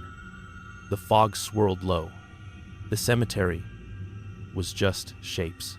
Then I saw it again, the reflective metal low to the ground. And this time, it was closer to the fence, like it had been brought there. It looked like a small bell, not hanging, lying on the ground inside the cemetery, just beyond the fence, like someone had placed it there. I said, "Do you see that?" And Maren whispered, "Do not." And I said, "It is right there." And she said, "Do not get out." And I said, "I am not getting out." But my body leaned toward the door anyway, like it had its own agenda. The bell rang without moving. I swear to God, it rang without moving. It lay there in the grass, and it rang like it was being struck by something invisible. Maren grabbed my sleeve and said, I put the car in drive. I started rolling forward again. The bell rang 3 times quickly, like it was angry that I was leaving. Then, the scraping started. Not from the bell itself, but from deeper inside the cemetery, like metal dragged under the ground. That is the only way I can say it. It sounded like somebody dragging a shovel across a concrete floor, but muffled, like it was under a layer. The sound moved. It moved parallel to the road, keeping pace with the car, and the bell kept ringing in little bursts, like signals. Maren started crying quietly, not sobbing, just tears falling, and she kept saying, please go, please go, please go, and I pressed the gas. The car sped up. The end of the path felt far, farther than it should have, like the road stretched. I know that sounds like an exaggeration, but it did. The trees on the left side kept repeating, same shapes, like we were not moving. My headlights hit the same bent signpost twice. I remember because it has a strip of reflective tape that flashes bright, and it flashed. And then it flashed again like we had looped. I said, "That is not possible." And Marin said, "Keep going." And I said, "I am going." And then the car clock changed. I glanced down because I do that. When I'm anxious, I look for numbers, and the clock had been 11:47 when we turned onto the path. I know because I looked at it when Marin said turn around, and I said it is not even midnight. The clock now read 11:12. I blinked hard. I looked again. 11:12. I said, "The clock is wrong." And Marin said, "Do not look at it." And I said, "It was 11:47. And she said, "I do not care. Do not look at it." The bell rang again, and this time it sounded like it was right next to my ear. Not in the cemetery, but inside the car. I flinched so hard I swerved a little. I said, "It is in the car." And she said, "No, no, no." And then the scraping sound became words. That is the part that makes me feel like I am about to throw up. The scraping sound shifted into a rhythm that sounded like someone trying to speak through a metal throat. I could not make it out at first. It was like hearing someone talk through a wall. Then it formed into something that matched the bell pattern. Ring, scrape, ring, scrape. And in the scrape I heard a phrase. Not a clear voice, but the shape of a phrase. It sounded like, "Listen, listen, listen." I swear to God. I said, "Did you hear that?" And Marin said, "I hear it. I hear it." And she was crying harder now. The fog thickened. The fence on the right disappeared in it except when the headlights caught the wet wire. Then, out of the fog, a handprint appeared on the outside of my passenger window. Not inside. Outside. A wet handprint, like someone had slapped the glass with a wet palm. It was big. Bigger than Marin's hand. Marin saw it and made a sound like she choked. I looked and my whole body went cold. The print slid. It slid backward along the glass as if the hand was moving with the car, keeping pressure, trailing. Then it lifted, and in the fog outside the window, right beyond the glass, a shape moved with us, close enough that if the window had been down, it could have touched us. But it was not a person running. It did not bounce. It did not have legs pumping. It was like a standing shape gliding in the fog right beside the car, matching speed. I could not see details. I could see the idea of shoulders, the idea of a head, no face, just a darker density in the fog. Marin screamed then, a real scream, and she curled into the seat, and I pressed the gas until the engine whined. The car surged. The shape surged with it. The bell rang inside the car again, and the scraping became louder, like something was dragging metal right under my feet. Then the road dipped again, hard, like the whole pavement sank, and the car lurched. And for a split second, the headlights pointed up into the trees, and I saw the inside of the cemetery clearly through the fence. I saw headstones. I saw the big tree. I saw a section of ground under that tree that was not flat, that was moving, not like something coming out, not like dirt exploding, but like the earth itself was shifting in a slow, pulsing way, like a chest breathing under a blanket. And above it, hanging in the air at waist height, was the bell. Not on a string, not in a hand, hanging like it forgot gravity. It swung gently and rang without being touched. That image hit me like a physical blow. I gasped. I felt my eyes water. Marin did not see it because she was curled up. I wanted to shout at her to look, but I could not make sound. Then the shape beside the car pressed against the passenger side, and the whole car shuddered like it had been bumped by another vehicle. I yanked the wheel left instinctively to get away from it, and my tires hit the edge of the pavement where the gravel begins, and the car fishtailed. For a second I thought we were going to spin out and slam into the fence. And the thought of the fence breaking and us going into the cemetery made my vision go white with panic. I fought the wheel. The car corrected. We stayed on the road. The end of the path finally appeared like a miracle. The opening where it meets the main road. and the streetlight beyond it cast a normal yellow circle. The bell rang one last time, and this time it sounded angry, like a harsh strike, and the scraping sound turned into a muffled scream. Not a human scream like a person standing next to you screaming, but a scream like a sound forced through dirt and wood and metal, a trapped sound. It made my teeth hurt. Marin sobbed. I hit the main road and turned without stopping, and as soon as we were under the streetlight, everything stopped. No bell, no scraping, no fog beside the car. The handprint on the window was gone like it had never been there. Marin kept crying. I kept driving. I did not speak for a full mile because my throat had closed. When I finally did speak, my voice sounded wrong to me, like it belonged to someone else. I said, "Did you see it?" And Marin said, "I do not want to talk about it." And I said, "I saw the bell." And she said, "Stop." And I said, "It was floating." And she shouted, "Stop, stop, stop." And she covered her ears like if she could not hear the words, it would not be real. I drove her home. She would not let me come inside. She sat in the driveway trembling and she said, "I need to be alone." And I said, "Marin, please." And she said, "I cannot." And she went inside and locked the door. I sat in my car outside her house for 10 minutes, staring at my hands on the steering wheel, and then I drove home the long way, avoiding the cemetery, but every time I passed any dark patch of trees, my body flinched like something would be there. I got home and I did not go inside at first. I sat in the driveway and listened to the silence.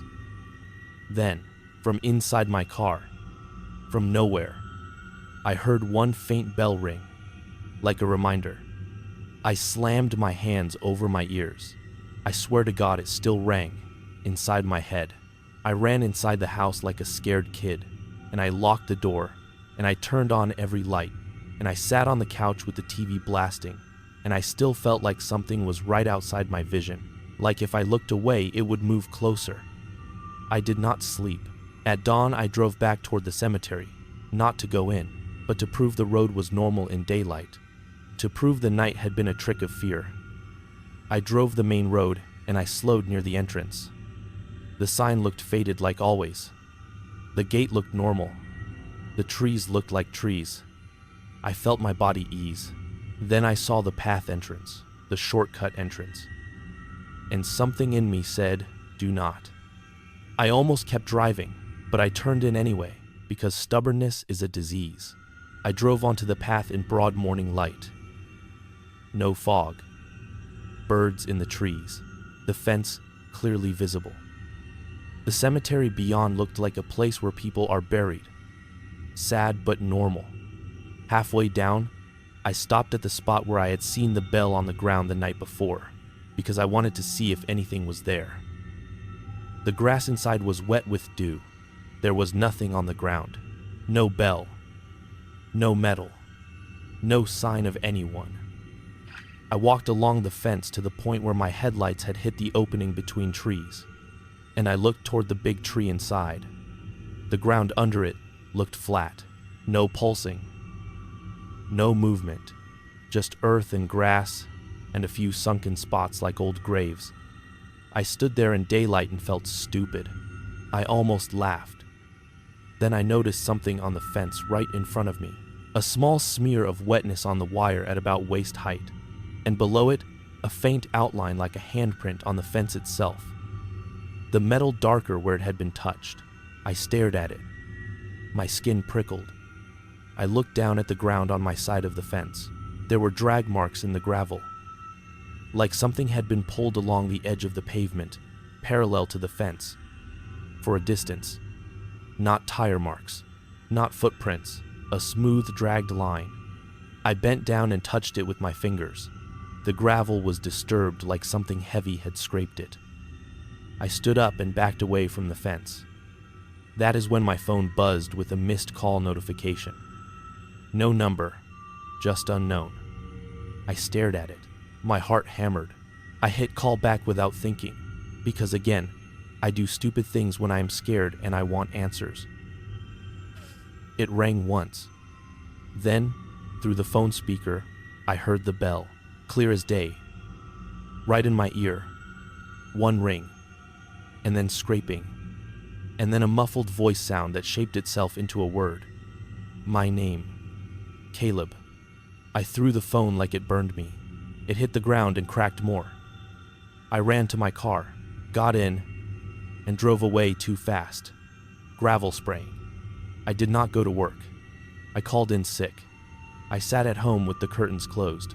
I kept checking my phone, even though I had turned it off.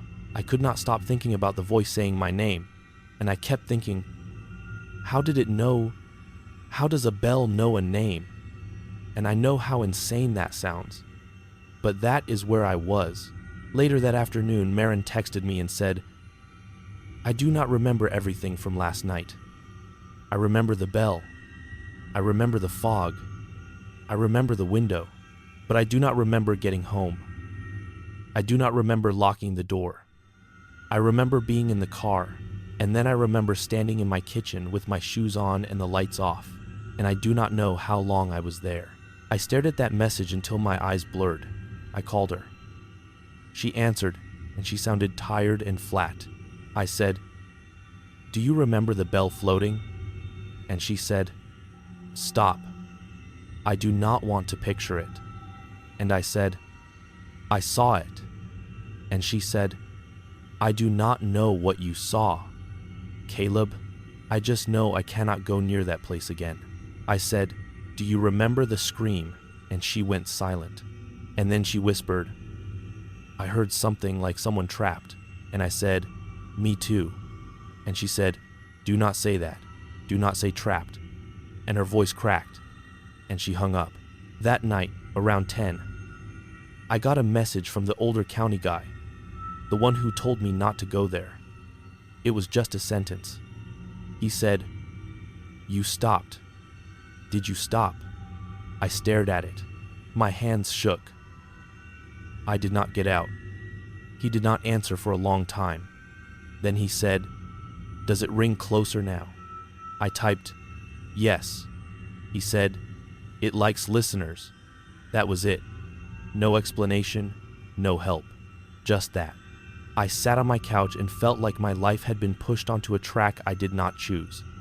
I wanted to go to the police. I wanted to go to someone official. But what would I say? A bell rang in a cemetery, and then my car clock went backward and a fog shape followed us. They would look at me like I was sick. They would ask if I had been drinking. They would ask if I do drugs. I do not. I would fail their normal tests, and then I would be alone with it anyway. So I tried something else. I drove to the funeral home again, because they said they had cameras, and I asked to speak to the night staff. And the receptionist recognized me, and her smile was tight, like she had already decided what I was. I said, I need to see the security footage from the road by the fence on Tuesday night, around midnight. And she said, we do not provide footage to the public. And I said, I work for the county. And she said, something happened. And she said, sir, if there was an incident, you should contact law enforcement. And I said, it is not like that. And she said, then there is nothing we can do. I leaned in and I said, do your cameras pick up sound? And her eyes flickered, just for a second. And she said, why would they? And I said, just answer. And she said, no. And I said, you are lying. And her face hardened. And she said, you need to leave. I left. But not before I noticed something taped to the side of her monitor. A small sticky note with a list of things written in neat handwriting. Times, dates, and one word repeated. Bell, bell, bell. I could see it clearly. I could see it because I have worked around offices. I know what a sticky note looks like. She saw me look and she shifted her body to block it. That is when I knew it was not just me. Somebody there knew. Somebody there had written it down like a recurring problem. I walked out feeling like my skin did not fit right. That night, the bell came again. I was brushing my teeth before bed, trying to be normal, and I heard one ring from the hallway. I froze with toothpaste in my mouth. I listened. Nothing. I spit and stepped into the hallway, and the house was quiet, and all the lights were off except the bathroom, and the darkness in the living room looked thicker than normal, like it had weight. I turned on the living room light. Nothing there. I told myself it was plumbing, pipes clinking, but pipes do not ring like a bell. I lay there and stared at the ceiling. Around 3 a.m., I woke up to the sound of scraping. Not loud, just a soft, slow scrape, like metal against stone. It came from outside my bedroom window. My bedroom window faces the side yard where there is nothing but grass and a fence and my neighbor's shed. I held my breath. The scrape continued. Slow, deliberate. Then a bell rang once, faint, like it was far away. I sat up. My heart pounded so hard I could hear my pulse in my ears. I got out of bed and went to the window and pulled the curtain back a crack. The yard was empty. The moonlight made the grass look pale. The shed sat there like a lump. No one. Then I saw the shadow. Not a moving shadow, just a shadow that did not match the objects. It lay across the grass in a direction that did not line up with the moon. It was like something tall was standing just out of sight casting it, but there was nothing there to cast it. I stared at it until my eyes watered. The shadow shifted slightly, like it was breathing. I backed away from the window. The bell rang again, closer. The scraping came again, and this time I heard a faint knocking in it, like metal, tapping metal. I covered my mouth with my hand to stop myself from making noise. I went into the living room and turned on every light. That is when I decided I had to go back to the cemetery. Not because I wanted to, but because I needed to understand what I had done by stopping, by listening. I needed to know if there was something physical, something explainable. Because if there was not, then my life was going to become a series of nights like that. And I could not handle it. I know this sounds like a dumb plan. It was, but fear makes you chase the source like if you find it, you can shut it off. The next night, I went alone. I did not tell Marin.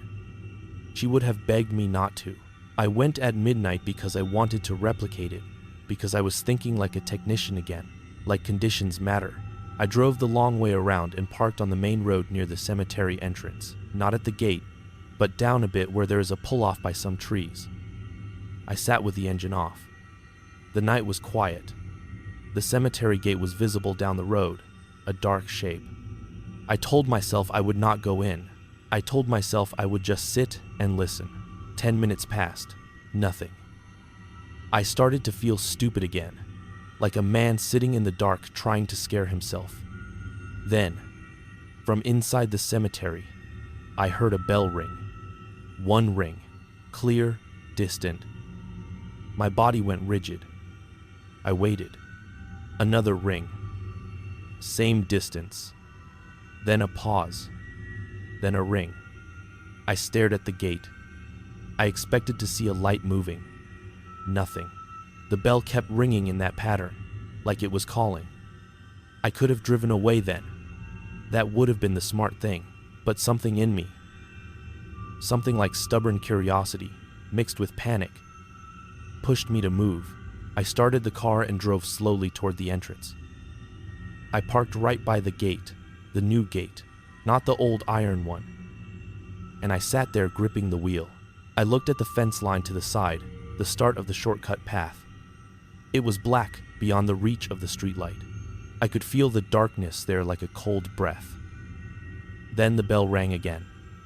Not from inside the cemetery, but from the shortcut path, farther down, like it was waiting there. A chill ran up my spine. I whispered, "No," without meaning to. Then the bell rang again, closer, like it answered my no. I swear to God I felt watched, not by eyes, but by attention. I started the car and turned onto the shortcut path. I told myself I would drive through without stopping. I told myself I would keep going no matter what. The road swallowed my headlights. The fence appeared on my right as a faint line. The cemetery beyond was darker. The bell rang once, ahead of me. Then, again, farther, like it was leading me. I kept driving. My hands were sweating. My mouth was dry. I kept swallowing.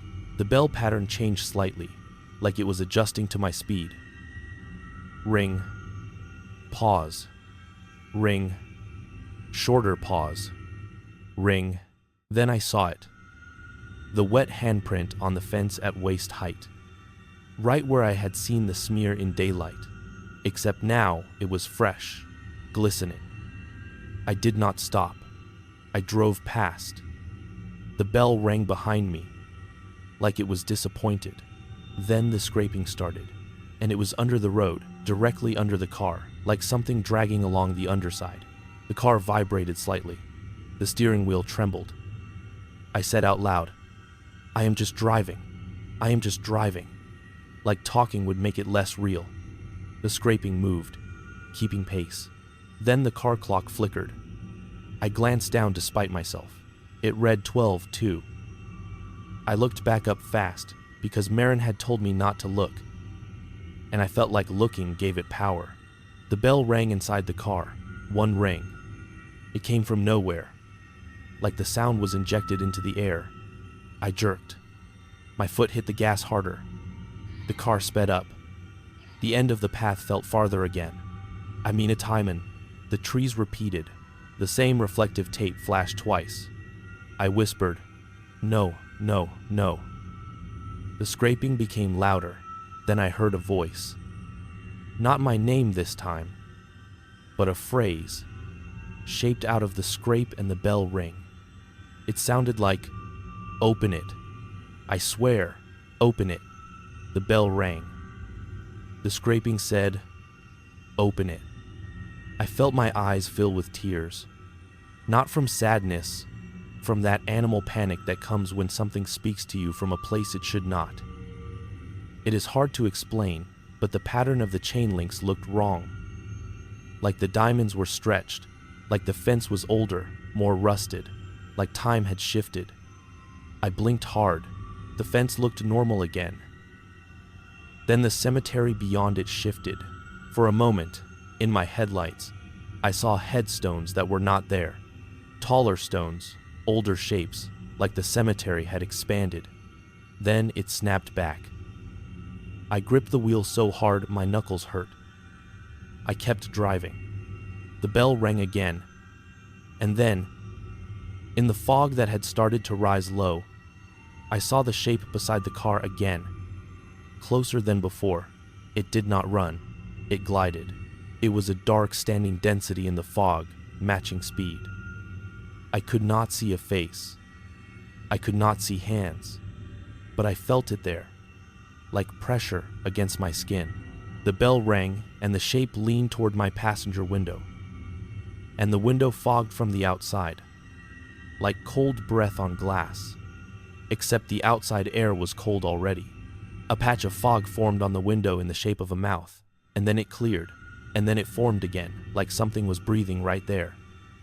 I made a sound that was not a word, just a choked noise. I kept driving. I said, "I am not stopping.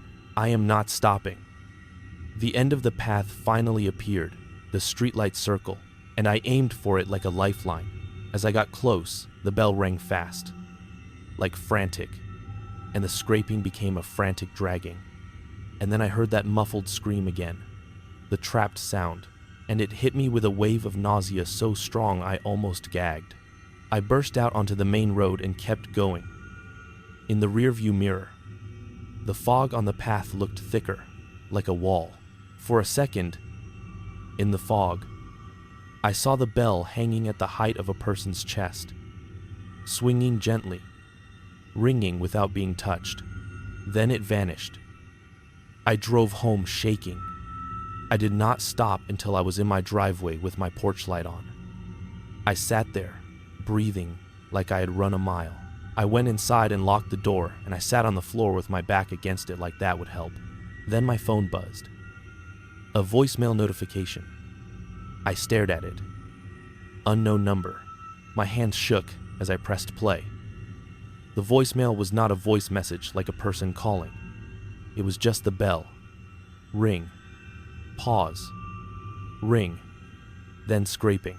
Then very faint, like it was coming from deep under something. The sound of someone sobbing. Not words. Just that broken, trapped sob. Then the bell rang once more, and the message ended. I dropped the phone. I sat there shaking so hard my teeth clicked. I do not know how long I sat there. When I finally moved, it was because I realized something worse than the bell itself. Someone had recorded that sound and sent it to my phone. That means there is a source. That means it can reach out. That means it is not just a sound in a place. It is a message. The next day, I went to Marin's house, and I told her I went back. She stared at me like I had betrayed her. She said, "Why would you do that?" And I said, "I needed to know." And she said, "Know what?" And I could not answer, because what I knew did not fit into words. I played her the voicemail. She listened for 2 seconds, and then she slapped the phone out of my hand and started crying. She said, "Delete it." And I said, "I cannot." And she said, "Delete it." And I said, "I saved it." And she screamed at me. Not with anger, with panic. And she said, "You brought it here." And she ran to the bathroom and threw up. I stood in her kitchen holding my phone and feeling like the worst person alive. After that, she stopped answering my calls. She texted once and said, "I need space. I cannot sleep. I keep hearing it when everything is quiet." I have not seen her since. I do not blame her. I feel like I contaminated her life by being stubborn. Now, every time I am near a cemetery, any cemetery, even the small one by the church on the other side of town, my skin tightens. I turn the radio up. I refuse to look at the stones. I take different routes. If someone says the word grave, I feel my throat close. I do not go to funerals. I told my mom I was sick when my distant uncle died because I could not stand the idea of standing near a hole in the ground while people talk softly. I cannot stand the idea of dirt on wood. I cannot stand the idea of anything under there listening. I changed my commute to avoid passing Old Gate Cemetery entirely. I drive 10 minutes out of the way every day. My supervisor asked why my mileage is higher, and I lied and said construction. At night, I keep lights on. I sleep with the TV on low because the silence feels dangerous. But it still finds gaps. Sometimes in the hum between channels, I hear a faint ring, like a bell trying to mimic static. Sometimes my car clock glitches when I pass the turnoff even on the main road, flickers backward a few minutes and then corrects. Sometimes my phone shows missed calls from unknown with no voicemail. And when I check, there is nothing, like it wanted me to wonder. 2 nights ago, I was driving home, and I saw, on the shoulder near a drainage ditch, a small metal bell lying in the gravel, just sitting there like a dropped keychain charm. I drove past it. I did not stop.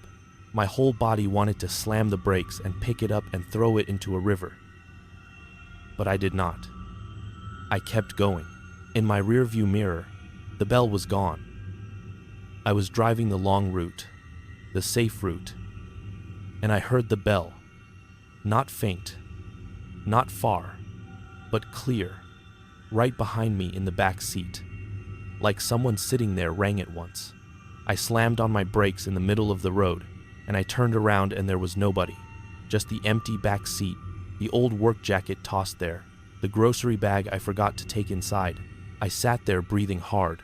Then, from outside, from the direction of the cemetery, even though it was miles away, I heard the scraping, faint, like it traveled through the ground into the air. And in it, I heard a phrase again. Not open it this time. This time it sounded like, stop and listen. Stop and listen. I did not. I drove. I drove until my hands hurt from gripping the wheel. I drove until I ended up here, at the cemetery gate. because some stupid part of me thinks if I sit here and talk into my phone, if I get it out, if I make it words, it will lose its grip. I do not know if that is true. I just know the bell is not a normal bell. There is no bell in that ground, not the kind you are thinking. And yet it rings.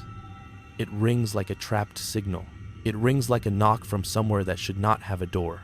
And I cannot stop thinking about that muffled scream in the voicemail. Like someone or something is down there trying to make sound through layers that were never meant to be crossed. That is what changes you. Not a monster you can see, not a figure you can point to. It is the idea that the ground can answer you. It is the idea that a place for the dead can learn your name and reach you through a phone and through a car and through silence. I do not know if it wants a listener or a witness or a helper. I just know every time I hear it, the urge to stop gets stronger, like my body wants to obey it. Like stopping is the natural thing. Like listening is what you are supposed to do when someone calls. And that terrifies me, because it means one day I might not keep driving. One day I might pull over and get out and walk along the fence and look for the source like a sleepwalker. One day I might be the guy holding the iron bars at 4:20 inches the afternoon, talking to the gate like it can answer, saying, you are late, you ring that bell and nobody comes. I am telling you, I have started avoiding not just cemeteries, but any place where the ground is disturbed, any place where there is fresh dirt, any place where there are flowers stuck into soil for someone who is not there. I cannot walk past a funeral procession now without my heart racing. I cannot stand the sound of wind chimes because sometimes a chime hits the same pitch as that bell and my stomach drops. I changed my phone ringtone to something flat because any bright tone makes me flinch. I keep my phone face down because I cannot stand seeing unknown calls pop up. I stopped using the shortcut for everything. I take the long way even to the gas station. I told my friends I am trying to save my suspension from potholes. They laughed. I laughed. But I am not joking. I am not living in the same world I was living in before. The world is tilted slightly now, like there is a seam in it. And that seam runs along a cemetery fence where the streetlights do not reach. And the worst part is there is no proof I can show you that will make you believe me the way I need someone to believe me. The voicemail is proof to me. But if you played it for someone else, they would say it is a sound, it is a prank, it is a glitch. The handprint was proof to me, but it was gone. The bell on the gravel shoulder was proof to me, but it vanished. The clock changing was proof to me. But who trusts a car clock? And Marin, the one person who was there, cannot hold on to the memory long enough to use it as proof. Parts slip, parts blur. It is like the event itself tries to erase itself. Like it does not want a clean record, it wants doubt. That is what makes it work. That is what keeps you trapped. Not in a coffin, but in your own head. Replaying, questioning, listening for the next ring. I am sitting here right now by the gate, and I can see the fence line stretching down the road, disappearing into dark, and I keep thinking I hear a faint ring far inside, like a lure. I am not going in. I am not. I am going to end this and start my car and drive away while I still can. But I needed to say it out loud somewhere, because the longer I keep it inside, the more it feels like I am the one under the ground trying to wring my way out. And I do not want to become that. I do not want to be a listener. I do not want to be a person who stops. If you are hearing this and you ever take a shortcut along a cemetery fence, if you ever hear a bell where there should not be one, do not slow down. Do not roll your window down. Do not try to be brave and solve it. Keep driving. Because whatever it is, it knows the difference between passing and listening. And once it learns your name, it does not forget it. My name's Caleb Dorsey. I'm from Mason Fort, Kentucky, and I work as a night security guard. I am parked right now by the cemetery gate because my car battery is on its last breath, and if I shut it off, I might not get it started again. And I cannot go back to my apartment with this sitting in my chest like this. Dude, I cannot. I swear to God, I have not slept. I keep seeing the same angle in my head, the same wrong tilt. And I know how that sounds. I do. But listen. Listen. I am not making a story.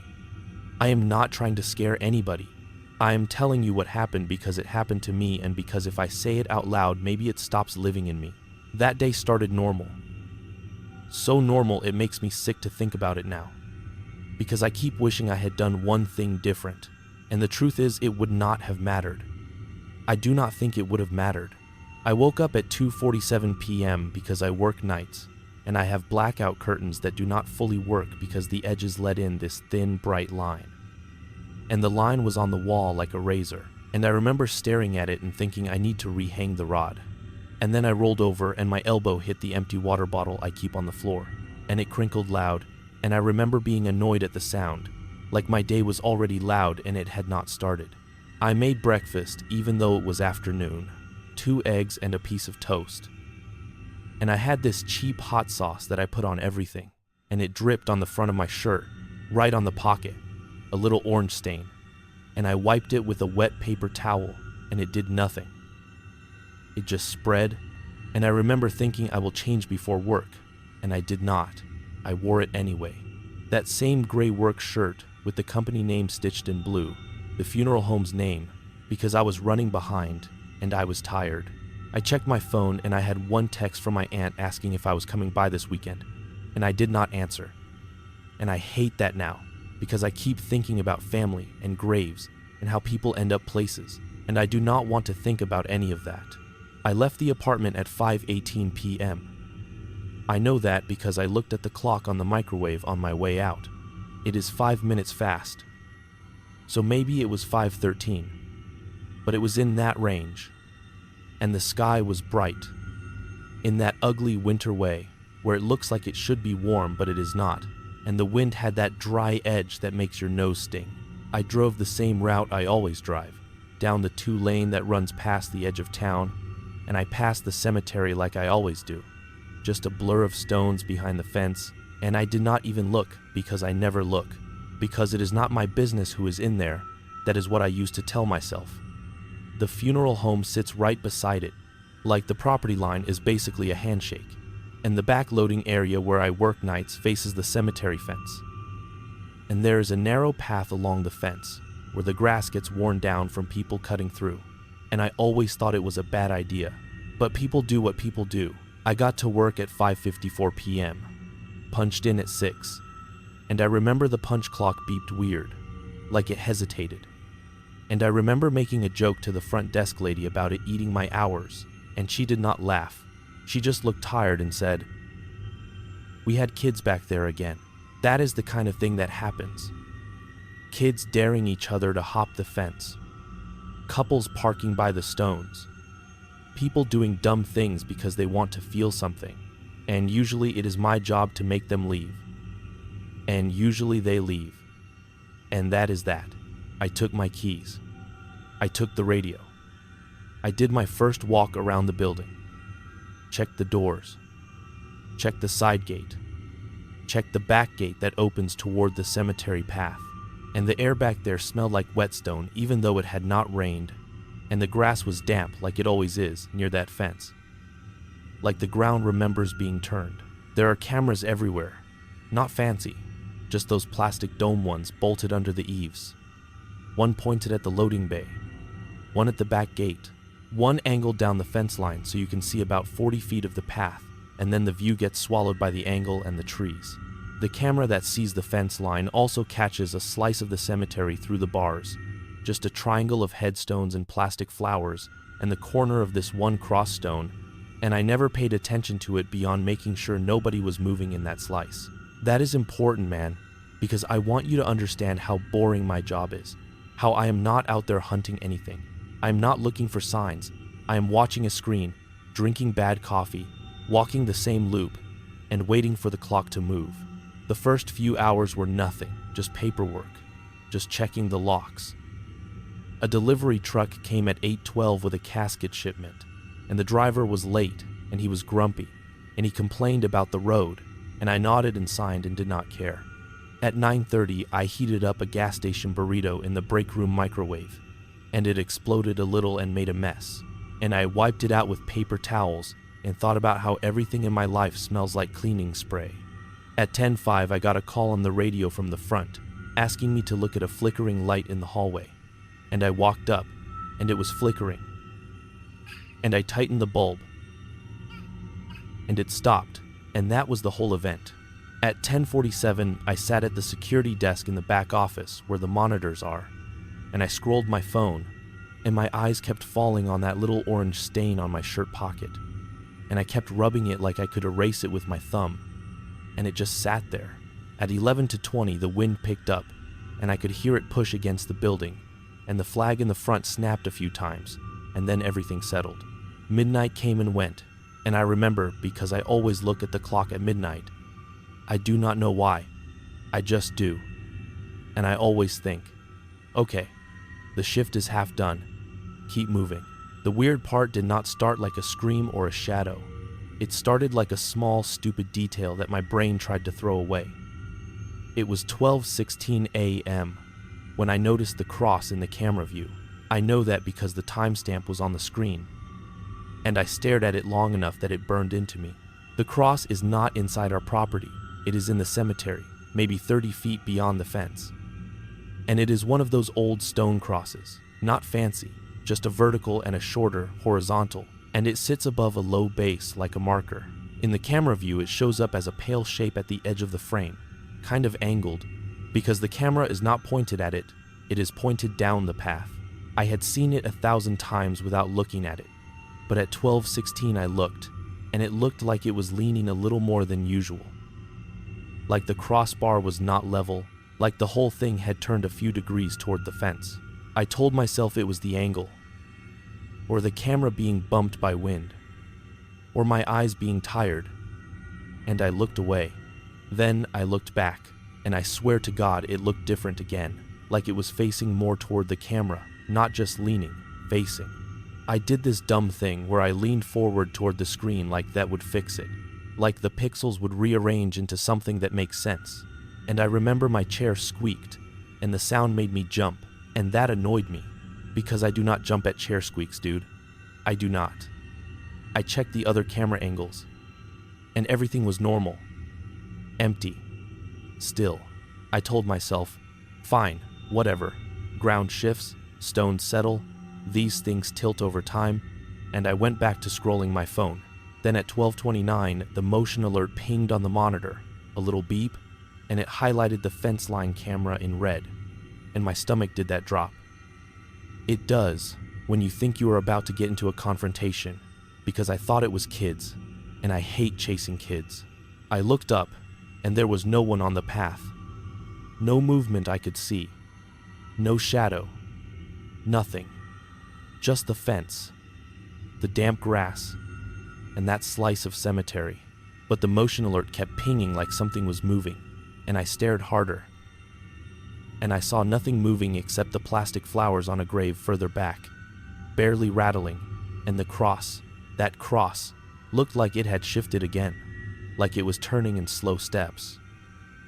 I turned the monitor brightness up, then down, like that does anything. I zoomed in. Our system lets you zoom a little, and the image got grainy, and that made it worse, because the grain made it look like the air itself was crawling. I told myself, it is wind, it is just wind, and I stood up to do a walk, because that is what you do when you feel weird. You move, you put your body somewhere else, you remind yourself you are real. I grabbed my flashlight, grabbed the radio, and I went out the back door, into the loading area, and the cold hit my face hard and clean, and for a second I felt better because cold is honest, cold does not lie. The back gate was closed and latched, just like I left it. The path along the fence was empty. The cemetery was quiet behind the bars, headstones leaning, names worn down, and the whole place had this damp smell like stone that has been breathed on. I walked the fence line, shining my light through the bars, more out of habit than anything, and I could not see the cross from where I was because of the angle and the trees. And I remember feeling a stupid surge of relief, Like if I cannot see it, then it cannot bother me. Which is not how anything works, but that is what my brain did. I went back inside, sat down, and the motion alert stopped. I laughed, like a short laugh, and I said out loud to nobody, "See? Fine." And then I felt embarrassed, because talking to an empty room is not something I do. I sat and watched the monitors, and for the next hour nothing happened. At 1:41 a.m., the front desk lady called back to the security office phone, not the radio. And I remember because the phone almost never rings at night. And when it does, it is usually the police line testing. So I answered quick. And she said, Caleb, are you messing with the camera system?" And I said, "No, why?" And she said, "The lobby camera keeps flickering between angles, like it is cycling." And I said, "I have not touched anything. I have been back here." And she got quiet for a second, and then she said, "Okay, just, if you notice anything, let me know." And I asked her what she meant, and she said, "I do not know. It is just weird." And then she hung up. That is when the first real fear hit me. I checked the lobby camera feed, and it looked normal on my end, steady, no flicker. I checked the system logs, because you can see when someone switches views, and it showed no manual changes, just these little automatic refreshes, like the system was blinking. I told myself maybe it is an update, maybe it is the internet, maybe it is the old wiring. I told myself a lot of things. At 2:03 a.m., the fence line camera pinged again with motion, and this time when I looked at the screen, my throat went tight because the cross was facing straight at the camera. I am telling you straight. It was facing the camera like it knew it was being watched, like the stone had a front, like it had turned itself to look back. And I know, you are going to say, "Caleb, you are tired. It is a bad angle. It is a trick of light." And I would say that too. I would, if I had not done what I did next. I pulled up the archived footage from earlier in the night, from 11, from midnight, from 12:16, from 12:29, and I watched it back, and the cross was in a different position in each clip. Subtle, not spinning like a toy, but different, like it took steps when you were not watching. In the 11 clip, the cross is angled away, almost like it is turned toward the left, like it is minding its own business. At 12:16, it is slightly more toward the fence. At 12:29, it is more. At 2:03, it is straight. And there is something else, and I did not notice it at first because my eyes were locked on that stone, but when I zoomed in and watched frame by frame, there was a shadow at the base of the cross that did not match anything. It was not the shadow of the cross. It was lower, wider, like a dark shape hugging the stone. And in each clip, the shadow was a little closer to the fence, like it had shifted forward in the dead space between frames. I sat there, man, and my mouth went dry. And I remember swallowing, and it hurt like swallowing paper. I told myself, "Okay, enough. I am going to go outside. I am going to shine my light through the fence. I am going to see that it is nothing. And then I am going to feel stupid. And then I'm going to go back to my chair and finish my shift." I stood up, and my knee cracked. And I remember because it sounded loud in that room. And again, I jumped, and I hated myself for it. And I grabbed the flashlight, and I went to the back door, and my hand was shaking enough that I fumbled the knob, and I told myself, "Stop it. Stop it. You are a grown man." I stepped out into the loading area, and the air had changed. That is the best way I can put it. It was colder, but not just colder, heavier, like there was moisture in it, like fog, but I could not see fog. And when I breathed, it tasted metallic, like pennies, like the air had been stored in a can. The fence line looked the same, the path looked the same, but the silence was thicker, like the town had been unplugged. I walked to the fence and shined my light through the bars toward the slice of cemetery I could see. and I could not see the cross from there. Not directly, but I could see the line of stones and the plastic flowers, and everything looked still. Then my radio crackled. Just a burst of static, and I almost dropped it. I said, "Front desk, you copy?" And no one answered. I tried again, and nothing. Just that flat dead silence you get when the channel is open, but nobody is there.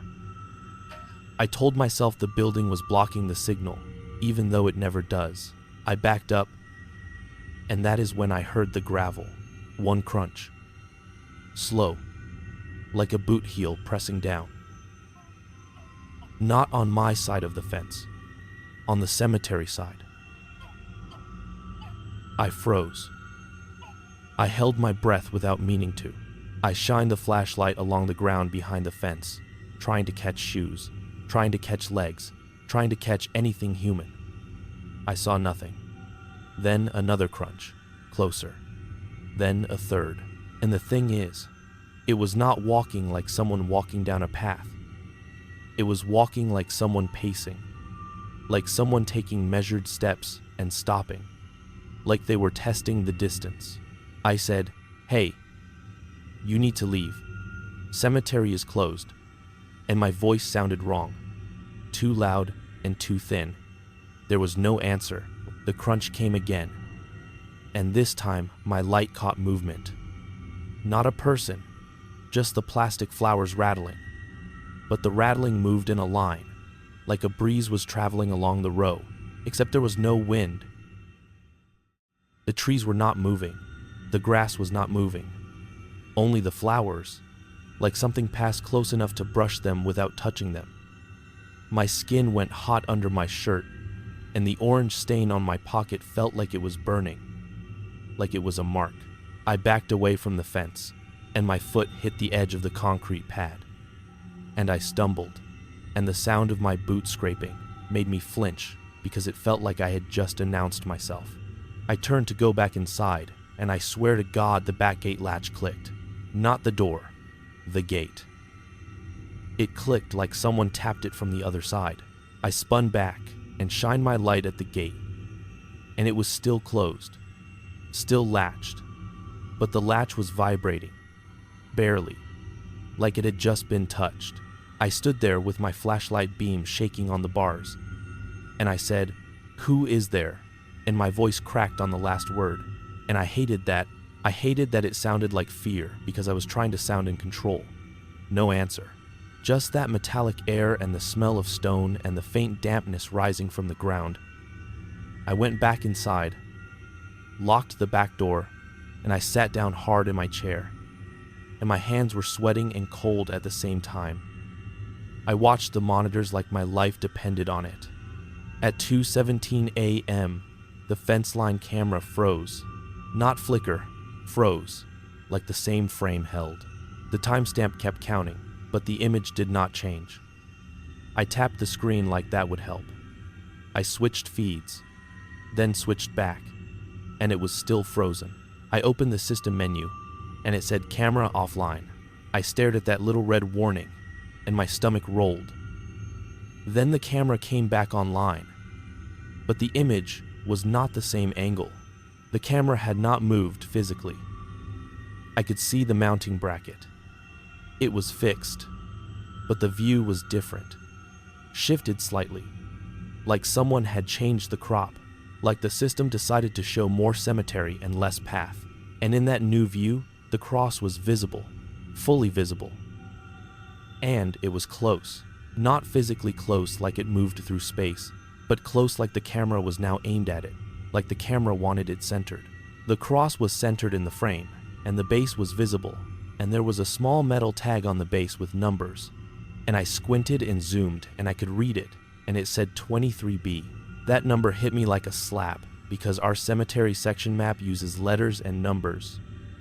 And I know that because families ask sometimes. They call the funeral home and ask where a grave is, and the staff uses those numbers. And 23B is a real section, a real row marker. And I had never paid attention to it because it is not my job, but I knew what it meant. And seeing it on that stone made it feel like a file folder got opened with my name on it. I sat there and stared, and the motion alert started pinging again, and the system kept flagging movement even though nothing moved. Then I saw it, the shadow at the base of the cross. And this time it was not just a shadow. It had shape. It looked like someone kneeling. Not clearly. Not like you could draw it, but like the absence of light formed around a posture. Like a person bent forward with their head down. And it did not make sense because there was no light source that would cast that shape. And it did not make sense because there was nobody there. I rubbed my eyes hard, like hard enough to hurt. And when I opened them, it was still there. I looked away to another monitor, then looked back, and the shape was closer to the fence, closer than it had been in the last frame I saw. I felt my breath speed up, and I forced myself to breathe slower, because I have had panic before, and I know what it feels like when your body tries to run without you. I told myself, okay, I am going to call the police. I am going to report a trespasser, and they are going to come.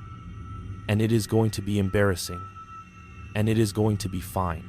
I picked up the desk phone, and the dial tone was there, steady.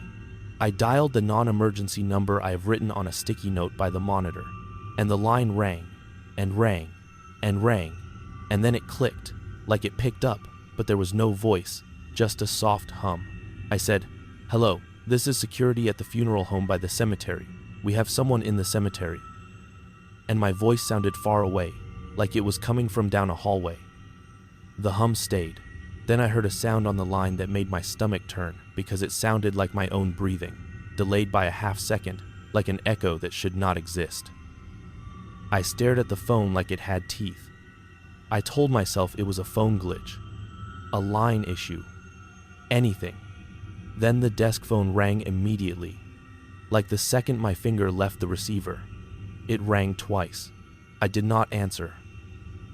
It rang again, and again. My hands were shaking so bad I could not keep them still on my lap. I said out loud, "Stop, stop," and I do not know who I was talking to. The ringing stopped. The monitors all flickered at once, like someone blinked the building, and then they came back, and every feed was normal, except the fence line camera, which was still centered on grave 23B. And now, in the dirt in front of the cross, there were marks. Not a hole, nothing graphic, just disturbed earth, fresh, darker than the surrounding ground. And the worst part was, I could see the fence in the foreground, our fence with the vertical bars, and there was a smear on one of the bars, a dark smear, like wet dirt rubbed on metal. And I know dirt can smear for 100 reasons, but it was on the bar at the exact height where a hand would grab, like someone held the fence and leaned in. I sat there and tried to make my brain do the normal thing, the rational thing, but my brain kept doing this other thing, this pattern thing, like it was lining up events and saying, "See, see, see." I opened the archived footage again, and I started comparing it, and this is where I need you to stay with me, because this is where it stops being a weird camera thing and starts being something that reached into my life. I pulled footage from the previous night, because our system stores a few days, and I found the fence line camera from last night at 2:03 a.m., same time, and I watched it, and the cross was angled away, not facing, and there was no kneeling shape, and the camera angle was the normal angle, showing mostly path. I pulled footage from a week ago, and the cross was angled away.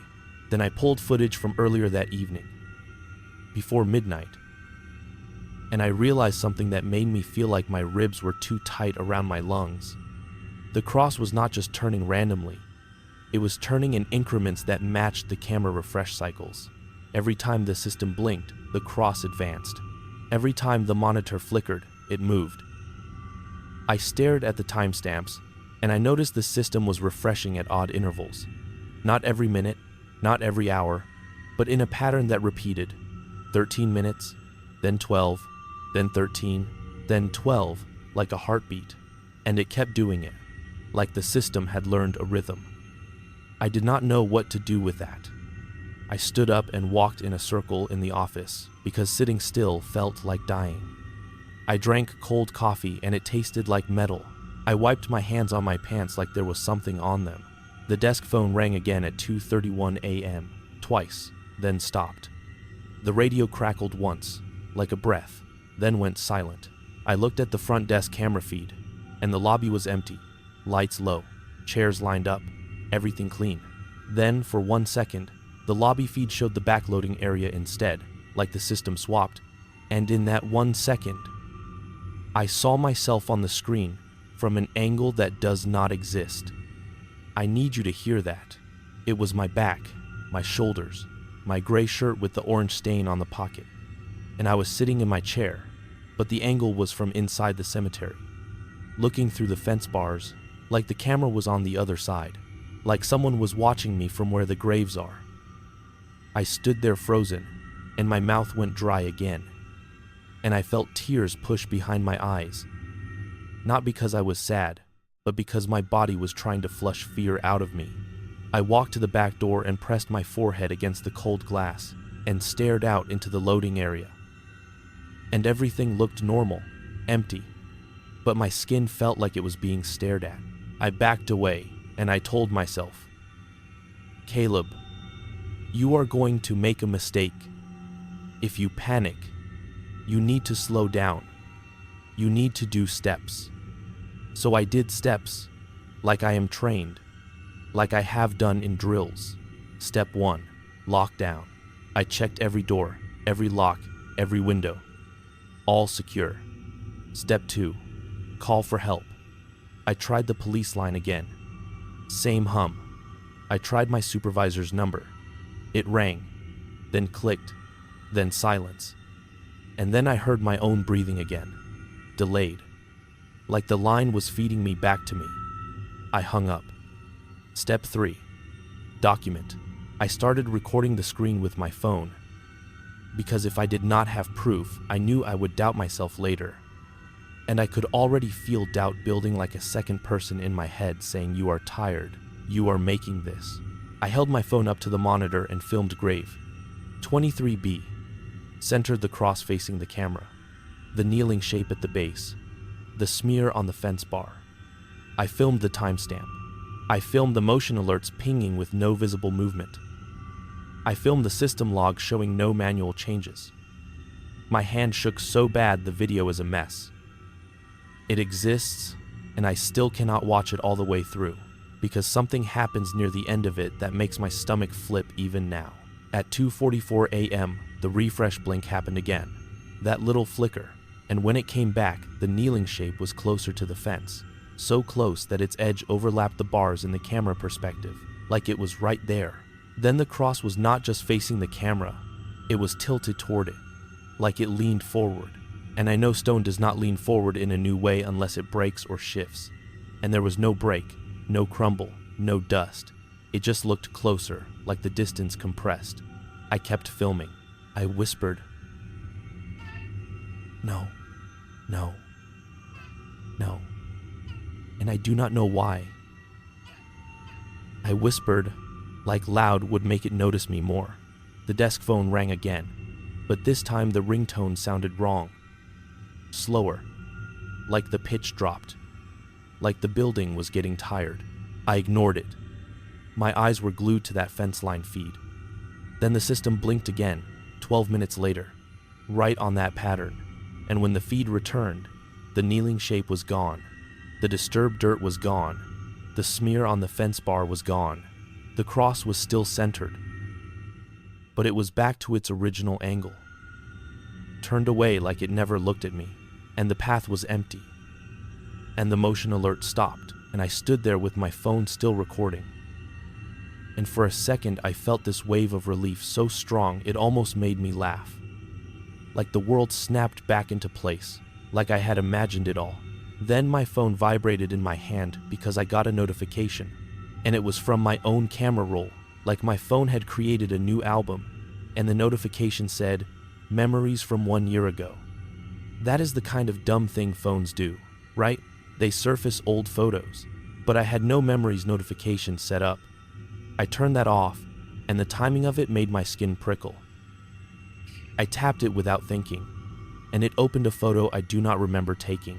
It was a picture of a cemetery fence at night, taken from the inside of the cemetery, looking out, and through the bars you could see the back loading area and the funeral home door and a man standing there holding a flashlight. And the timestamp on the photo, the date, was a year ago, same month, same day, and the time was 2:44 a.m. I stared at it until my eyes hurt. I looked at the fence line monitor. I looked at the photo. I looked at my hands. I felt like I was going to throw up, but I did not. I could not even swallow. I tried to tell myself, maybe I took that photo and forgot. Maybe I did a walkthrough in the cemetery side for some reason. Maybe it was a training thing. But that makes no sense, because I have never been allowed inside that cemetery after hours, and I am not supposed to cross property lines. And also, a year ago I did not work nights at this funeral home. I worked at a warehouse on the other end of town. I know that. I remember the warehouse, the pallets, the dust, the way my hands cracked in winter. I remember that year. I remember the people I worked with. I remember quitting because my supervisor kept shorting my hours. So how is there a photo of me a year ago standing at that fence, in this uniform, in this place, at this time? That is when I started to feel like time itself was wrong. Like the timeline in my head got a crack in it and something was leaking through. I backed away from the monitor and I sat down hard, and my chair rolled a few inches. And I grabbed the desk with both hands like the room was moving. I tried to breathe, and my breathing sounded too loud in my ears. And I kept thinking about that hum on the phone line that sounded like my own breath, like the building was feeding me myself. The desk phone stopped ringing. The whole building felt quiet. Too quiet.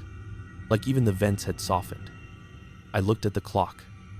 It said 2:45 a.m., 1 minute after the time on that photo. I looked at the fence line feed again, and the cross was angled away, normal, like it never moved. And then the system blinked. And when it came back, the camera angle shifted again, but not toward the cemetery this time. Away, showing more of the path, less of the graves, like the system decided to look away. And I felt this stupid, awful feeling like the system was tired of showing me what I asked to see, like it was done with me. I stood up and I said out loud, "No, show it again." And my voice sounded like someone else's voice in that office, like it did not belong to me. I grabbed my keys and I walked to the back door because I could not sit there anymore. I needed to see the fence with my own eyes. I needed to see dirt, metal, air, something real. I opened the back door and stepped out, and the metallic taste hit me again, stronger, and the air felt damp and heavy.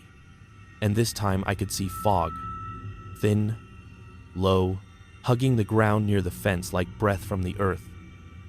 The loading area light cast this pale circle, and beyond it, the path disappeared into darkness. I walked toward the fence, slower than before. And I kept my flashlight beam low because I did not want to announce myself. And that sounds stupid because I was already there. But fear makes you do dumb math. I got to the fence and I put my hand on the cold metal bar, and I felt something wet. I jerked my hand back. I shined the flashlight at my palm.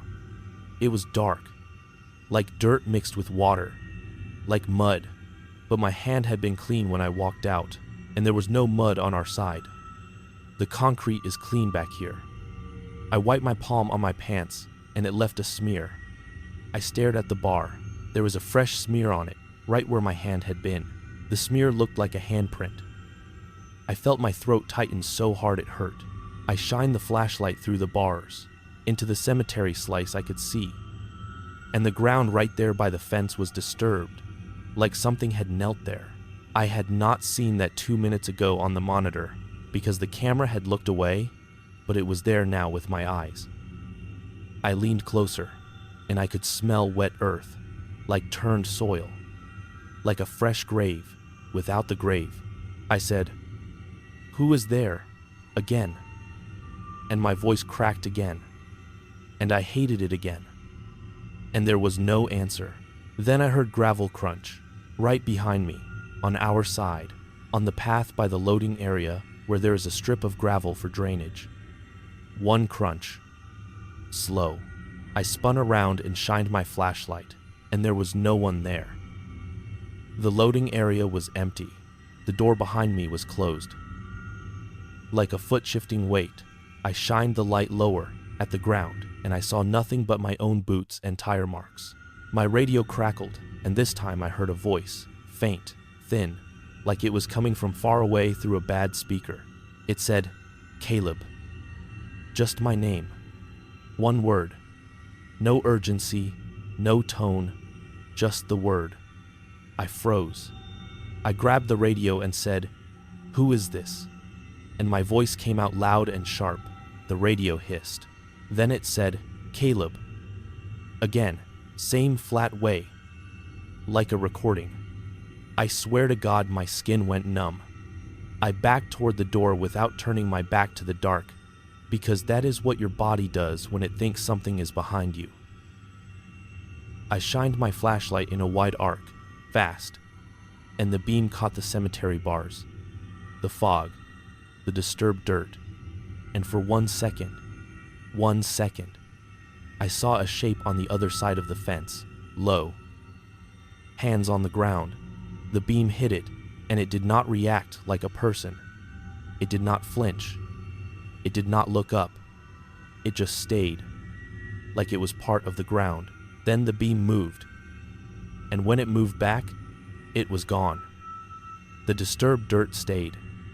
My handprint stayed. The wet smear stayed. But the shape was gone, like it only existed when I was not fully looking. I stumbled back into the building, slammed the door, locked it, and I stood there with my back against it, panting, trying not to make noise, trying to listen. I heard nothing. I walked back to the monitors, and the fence line feed was black. Not offline, not frozen. Black. Like the lens was covered. I stared at it, and my stomach dropped. I switched to another camera that faces the loading area, and tap, and I could see the back door from outside. And in that view, there was a handprint on the door glass. On the outside, a wet handprint, fingers long, pressed flat. I could see it clearly because the loading light reflected off the moisture. I stared at it, and my brain tried to tell me it was my handprint from earlier. But it was on the outside, and my hands were not wet, and the shape of it was wrong. Like the fingers were too straight, too together, like someone pressed without bending. I felt a sound build in my throat, like a sob, and I swallowed it down because I did not want to fall apart. The desk phone rang again. Once, twice, then stopped. Then it rang again, and this time I picked it up because I do not know why. Maybe because my brain wanted a normal voice. And then I heard myself say, "Hello, back," delayed, like before, and then a new sound, like gravel crunching, and then a soft tapping, like fingernails on glass. Tap, tap, tap, slow. I hung up so hard the receiver bounced. I backed away from the desk. I looked at the clock. It said 2:52 a.m. I looked at my phone. It said 2:44 a.m. I blinked. I looked again. My phone said 2:44 a.m., and the date was a year ago. I felt like my heart stopped. I shook the phone like that would fix it. The screen flickered, and then it went back to normal time. 2:52 a.m. Today's date. I stared at it, and my hands shook so bad I almost dropped it. I said out loud, "Wait, I forgot to tell you, and I do not even know who I was talking to. Maybe to you, maybe to myself, but this is the part I keep looping on, because my brain cannot make it fit." The image still showed me at the fence, and in the corner of that photo, just inside the cemetery bars, you could see the cross, grave 23B, and it was facing the camera, facing out, like it was looking through the bars at me. I felt this pressure behind my eyes like I was going to pass out. I sat down because my legs went weak. I put my head in my hands for 1 second, just 1 second, and when I lifted my head, the monitors had all switched feeds. Every screen was showing the same image, the fence line view, centered on grave 23B, cross-facing the camera, disturbed dirt at the base, and the kneeling shape was back, closer than ever, so close it looked like it was pressed right up to the fence on the cemetery side, like its head was bowed into the bars. And then the shape lifted its head, not fast, not a snap. Slow, like a hinge opening. And there was no face I could describe, just darkness where a face should be, but the motion was human enough that my whole body reacted like it was a person. And my stomach turned, and my hands went cold. The radio crackled and said, "Caleb, again." And this time it said it 3 times in a row. Caleb, Caleb, Caleb, like a pattern, like a machine. The desk phone rang. The hall light flickered. The building felt like it was blinking around me, like it could not hold steady. I stood up and backed away from the monitors until my back hit the file cabinet, and I held onto it because the room felt like it was tilting. I said, "Stop, stop, stop," out loud, and my voice sounded like it came from the wrong place in my throat. The screens blinked, and in that blink, the image changed. It was not the fence line anymore. It was inside the cemetery, looking back toward the funeral home, like that impossible angle again, but clearer this time, closer, like whoever was holding the camera was standing right up against the bars. I could see the bars close, sharp, and beyond them I could see the loading area, the door, and through the glass I could see me inside, standing there by the monitors, staring back, and I watched myself on the screen raise my hand. My real hand stayed at my side. The hand on the screen lifted, palm out, toward the bars, like a greeting or a stop sign. Then the image zoomed closer to my face, like whoever was holding the camera leaned in, and I saw my own eyes on the screen. Wide, scared, and my mouth opened, and the version of me on the screen said something. I did not hear it through the monitors. I did not hear it through the monitors. I saw the words form. He said, "Do not look away." And then the feed snapped back to the normal fence line angle, and the cross at 23B was tilted toward the camera, like it was leaning in, like it was listening. I grabbed my phone and I called my aunt, because she was the first number in my recent calls, and I did not care if it was 3 a.m. I needed a living voice, and the phone rang, and then it clicked, and I heard that hum again, and then I heard my aunt's voice, but it was not right. It was her voice saying my name the way she says it when she is calling me for dinner, but it was flat, like a recording.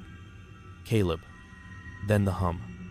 Ask blend, then the hum, then Caleb again. I hung up. I threw the phone on the desk and it slid and hit the keyboard and bounced. I stared at the monitors. The kneeling shape was gone again, like it was playing a game of appearing and disappearing based on my attention. The cross was back to normal, angled away. The disturbed dirt was still there. The smear on the fence bar was still there. And then, on the ground in the camera view, right at the base of the fence, a message appeared. I do not mean like glowing letters, nothing like that. I mean the dirt looked like it had been dragged with a finger to form letters. Simple, uneven, like someone wrote in mud. It said 23B. That is all. 2 numbers and a letter. And the worst part was, I could tell it was on our side of the fence, because I could see the fence shadow. And the letters were in the gravel strip on our side, not in the cemetery dirt. That means something wrote it where I was, where I had been standing, where I had walked. I looked away from the screen and I looked down at the floor of the loading area office, like the letters would be there in real life. and of course they were not. But I still looked, because my brain was breaking. I grabbed the flashlight and I ran to the back door, and I threw it open, and cold air hit me. And the fog was thicker now, like breath hanging low, and I shined the flashlight down at the gravel strip along the fence on our side, and the letters were there, 23B, scratched into the damp gravel like someone dragged a tool. Fresh, sharp. I stood there staring at it, and my mouth went dry again, and I felt this pressure in my ears like when you go up a hill too fast. I looked up at the fence. The bars were wet with moisture, like multiple hands had grabbed from the cemetery side and pressed. And in the fog, on the cemetery side, I could see the cross now, because the fog and the flashlight made a tunnel, and the cross was facing me. Not the camera, me, facing straight toward where I stood at the fence. And for a second, I saw that kneeling shape again, right at the base of the cross, and I saw it lift its head. And this time I heard something. Not a voice, not words, a sound like someone breathing through clenched teeth, like air being pulled through a narrow place. It was coming from the cemetery side. It was close. I stepped back, and my boot hit something, and I looked down, and there was my phone on the ground. My phone. The same phone I had thrown on the desk inside. It was on the gravel strip by the fence. Screen up, cracked, and the screen was lit, showing the camera app open, recording. Recording from a perspective that was not possible. The preview image on the screen showed me standing at the fence, seen from inside the cemetery through the bars. I stared at it, and my stomach flipped so hard I thought I would collapse. I picked the phone up with shaking hands, and the recording timer on it said 0 hours and 12 seconds, like it had just started. And in the preview, I could see the cross behind the bars, and it was tilted toward the lens, and I could see something dark move at the bottom of the frame, like a hand reaching toward the camera. I backed away, and I felt tears spill out of my eyes without me deciding. And I wiped them with the back of my hand, and it smeared dirt on my face. And I did not care. I ran back inside, slammed the door, locked it, and I ran to the security office. And I did the only thing that made sense in that moment. I turned off the monitors. I hit the power switch. The screens went black. The office went dim. And in that dim, I heard the gravel again. Crunch. Right outside the back door. Then another crunch. Then the metal latch on the back gate clicked. Clicked. Clicked. Like someone testing it. Then the tapping on glass. Slow. Steady. Like fingernails on the back door window. Tap. I stood there in the dark and held my breath because I did not want it to know I was there. Which is stupid, because it obviously knew. It knew my name. It knew my shirt stain. It knew my timeline. It knew everything. The tapping stopped. Silence. Then my desk phone rang. In the dark, the ringtone sounded normal again, almost comforting, and that made it worse. I did not answer. It rang until it stopped. Then it rang again. I still did not answer. I backed away from the desk and pressed myself against the wall like that would help. The phone stopped ringing. Then the monitors turned on by themselves. The screens lit up one by one. The fence line feed first, then the loading area, then the lobby, then the hall, all on, all showing the same thing. The inside cemetery angle. The bars close. The funeral home beyond. Me, inside, pressed against the wall, staring back, and then the camera view moved. Like whoever was holding it walked along the inside of the fence. Slow, measured steps, crunch, crunch, crunch, and I could hear the crunch through the speakers even though those cameras do not have good audio, and the sound was too clear. Too close. The view stopped at a spot where the bars aligned perfectly with the back door, and through the bars I could see the handprints on the glass, and then a hand came into view from the cemetery side and pressed against the bars. Not pale, not glowing, just a hand shape made of darkness and moisture, like something that should not have texture, but did. It pressed, and the bars fogged around it, like the air reacted.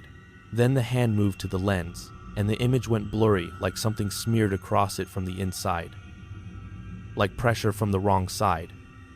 And my stomach clenched because the lens is outside. It is a dome on our building, and whatever was touching it was not where it should be. The image cleared. The cross at 23B filled the frame. It was close. Too close. Like the camera was right in front of it. The stone surface looked damp, darkened by fog. The metal tag with 23B was clear, and then the cross turned, not between blinks, not between frames. I watched it turn in real time, slow, grinding, like stone on stone, and it pivoted until it faced the lens dead on. I heard a sound through the speakers, like a low scrape. The cross stopped facing the camera, and then the image zoomed in on the base, on the disturbed dirt, and the dirt moved. Not like an animal, not like a hand popping out, nothing like that. Just the surface of it shifted like something under it exhaled. The plastic flowers nearby rattled once, like a shiver. The speakers hissed, and then, through the hiss, I heard my own voice, quiet, like it was coming from far away, saying, "Do not look away." I stumbled backward and hit the file cabinet, and the cabinet door swung open, and papers fell out, and the sound made me jump again, and I felt like I was going to pass out, and I grabbed the edge of the desk to steady myself, and my hand landed on something wet. I looked down. There was dirt on the desk, like it had been scooped from the ground. It was on the desk in a small pile, and in that dirt, someone had pressed 2 numbers and a letter with a fingertip, 23B. I made a sound in my throat like a whimper, and I hate that. I hate that my body did that, but it did. I backed away from the desk, and I kept backing until I was against the door to the hallway. And my brain did this thing where it tried to run through every normal explanation, like a list, prank, trespasser, bad wiring, system hack, sleep deprivation, carbon monoxide. And none of it fit, because none of it explains dirt on my desk in the shape of a number that matched a grave I never looked at. None of it explains a photo from a year ago in a uniform I did not have. I decided I was leaving. That is the only decision I can say I made clearly. I was leaving the building. I was leaving my job. I did not care about policy, or keys, or cameras, or anything. I grabbed my jacket, grabbed my keys, grabbed my wallet, and I ran to the front because I did not want to go out the back by the fence. The front lobby was empty, lights low, the air smelled like flowers and cleaning spray, and the front desk was empty. The front desk lady was gone. Her chair was pushed back like she left in a hurry. The phone on the desk was off the hook, making that soft tone like a call ended. I called her name, but I am not going to say it here, because I cannot, because names feel dangerous now, like saying them opens something. I called out anyway, and my voice echoed in that lobby like it was too big for the room. No answer. I ran down the hall to the staff room, empty. The whole building felt like it had been cleared out while I stood in the back office staring at screens. I ran to the front doors, pushed them open, and stepped outside into the cold. The parking lot was empty except my car and one other vehicle that I did not recognize. A dark sedan parked crooked near the cemetery fence line, like someone pulled in fast. The headlights were off. The interior light was off. It looked dead.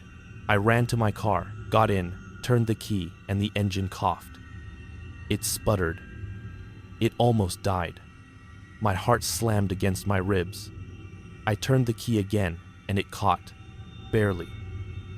And the dashboard lights flickered like the car was tired. I put it in drive, and I pulled out of the lot, and as I drove past the cemetery fence, I forced myself not to look. I told myself, do not look, do not look, but my eyes flicked anyway because you cannot stop your eyes sometimes. And I saw the cross. Grave 23B. I saw it through the bars for 1 second in the sweep of my headlights. It was facing the road, facing out, facing me leaving, and right at the base of it, in the dirt, I saw that kneeling shape, like a person with their head down, and as my car moved, the headlights shifted, and the shape did not cast a shadow. It was the shadow, and it felt like it turned its head toward the car without lifting it, like it listened. I looked away so hard my neck hurt, and I drove. I drove fast, too fast, and I did not care about the speed limit. I turned the radio on loud because silence felt dangerous. And the first station I got was static, and the static sounded like breathing. And I turned it off, and I drove in silence anyway, gripping the wheel until my hands ached. I got home, parked, and sat in the car for a long time because I did not want to go inside, because inside felt like a place where you can be alone with your thoughts, and I did not want to be alone with what I saw. When I finally went inside, I locked the door, checked it twice, and I stood in my kitchen, staring at the gray shirt with the orange stain, and I felt this sudden rage at it, like it was proof I had been there, like it was a tag, and I ripped it off and threw it in the trash. Then I pulled it back out, because I could not throw it away, because what if throwing it away made it worse? What if it wanted that shirt? What if it wanted the stain? And I know that sounds insane. I know. But your mind grabs anything when it has no answers. I put the shirt in the sink and ran hot water over the stain until the water ran orange. And the stain did not leave. It spread. The whole pocket went orange, like a bruise. I turned the water off and stared at it, and my hands shook. I checked my phone. The photo from a year ago was still there. I tried to delete it. It would not delete. I hit delete. It disappeared. Then it reappeared when I refreshed, like it never left. I turned the phone off.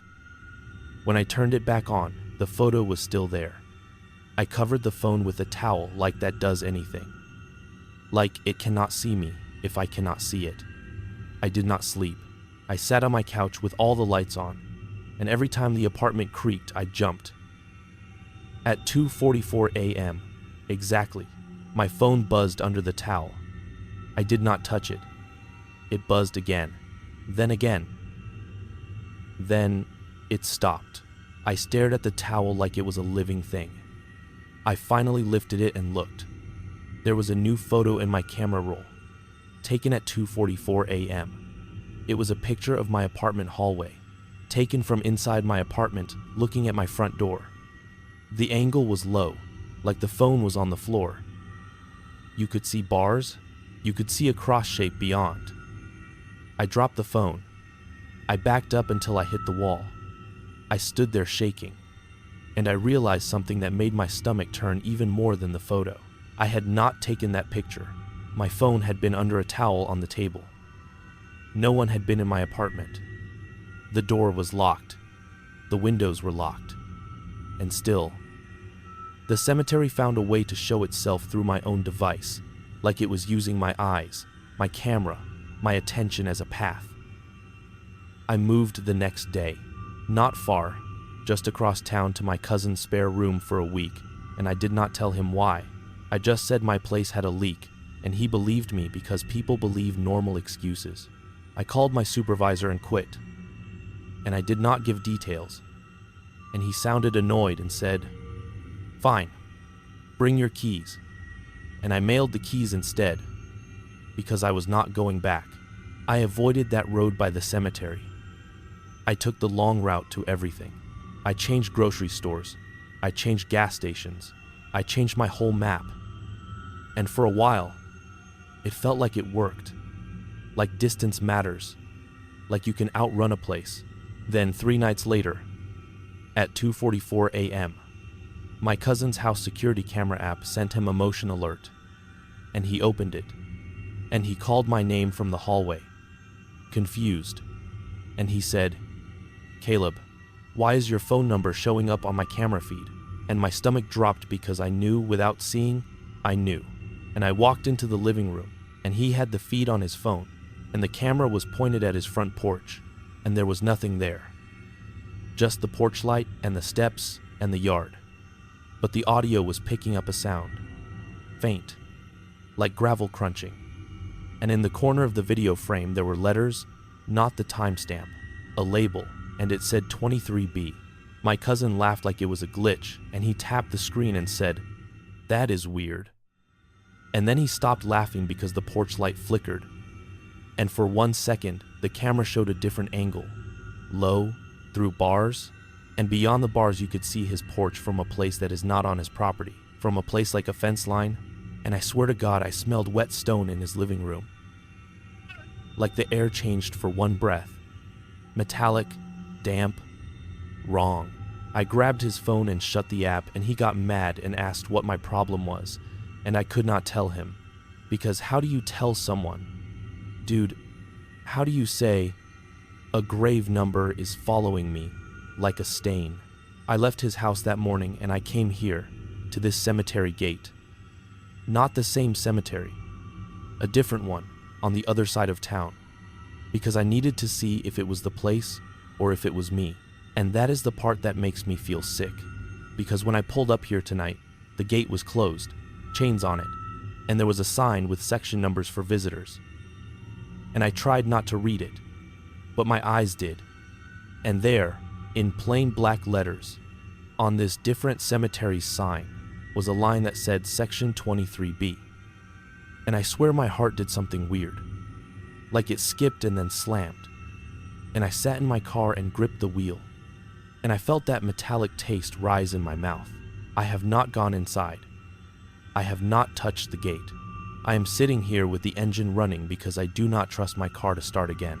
I keep looking at my phone, and I keep wanting to throw it out the window and drive away.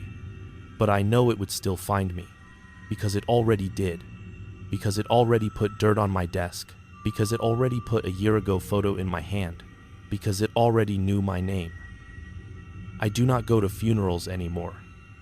I do not go near flowers anymore. Not plastic ones. Not real ones. Because the rattling sound makes my skin crawl. When I drive and I see headstones, even a glimpse, I turn up the radio until it is too loud, because silence feels like an open door. I check timestamps obsessively now. I check clocks in stores, in cars, on microwaves, on phones, because I do not trust time to stay in order. I cannot sleep past 2:30 a.m. because my body wakes up like it is waiting for a punch, and at 2:44 I hold my breath without meaning to, like my lungs are trying to hide. I keep seeing that cross turning in my head, not spinning, just adjusting, facing, like it learns where I am. I keep thinking about the kneeling shape, the way it lifted its head just enough to make my brain recognize it as something that could have stood up. I keep thinking about that phrase, "Do not look away," and I do not know if it was my own mouth saying it from the screen, or if it was something using my mouth. And that thought makes my hand shake so bad I cannot hold a cup of water steady. I have proof. I do. The videos. The photos. But proof does not help if the thing you are proving does not care. I tried deleting the photos again today. They still will not delete. I tried turning off my phone and leaving it in my apartment and going for a walk to clear my head. And when I came back, there was a new photo, taken at 2:44, of the inside of my closet, low angle, like the camera was on the floor, looking up at my hanging shirts. And on the wall behind them, there was a faint dark smear like a handprint. And beneath it, scratched into the paint like someone dragged a nail without breaking skin, just a line, were those characters again, 23B. I scrubbed the wall until my knuckles hurt, and the smear did not move. It is not dirt. It is not mold. It is just there, like a memory in the material. I am telling you, I do not know what it wants. I do not know if it wants me to go back to that grave, to that cross, to that exact spot where the camera decided to stare. I do not know if it wants attention, or if attention is the doorway. I do not know if I am marked. because I looked too long, because I tried to map it, because I filmed it, because I made it real with my eyes. I keep thinking about the first time I noticed it, how small it was, how it started as a little tilt that my brain wanted to ignore, and I keep wishing I had ignored it. But then I remember the photo from a year ago, and I think maybe I did not notice it first. Maybe it noticed me first. Maybe it has been lining up my time for longer than I can remember. And that thought makes me feel like the floor is not solid. Listen, I know this is too long. I know I am rambling, but I cannot stop, because when I stop, the silence feels like that fog again. Heavy, metallic, pressing in, and I keep thinking if I keep talking, it cannot slip into the gaps. I keep thinking about the way the system refreshed at those intervals.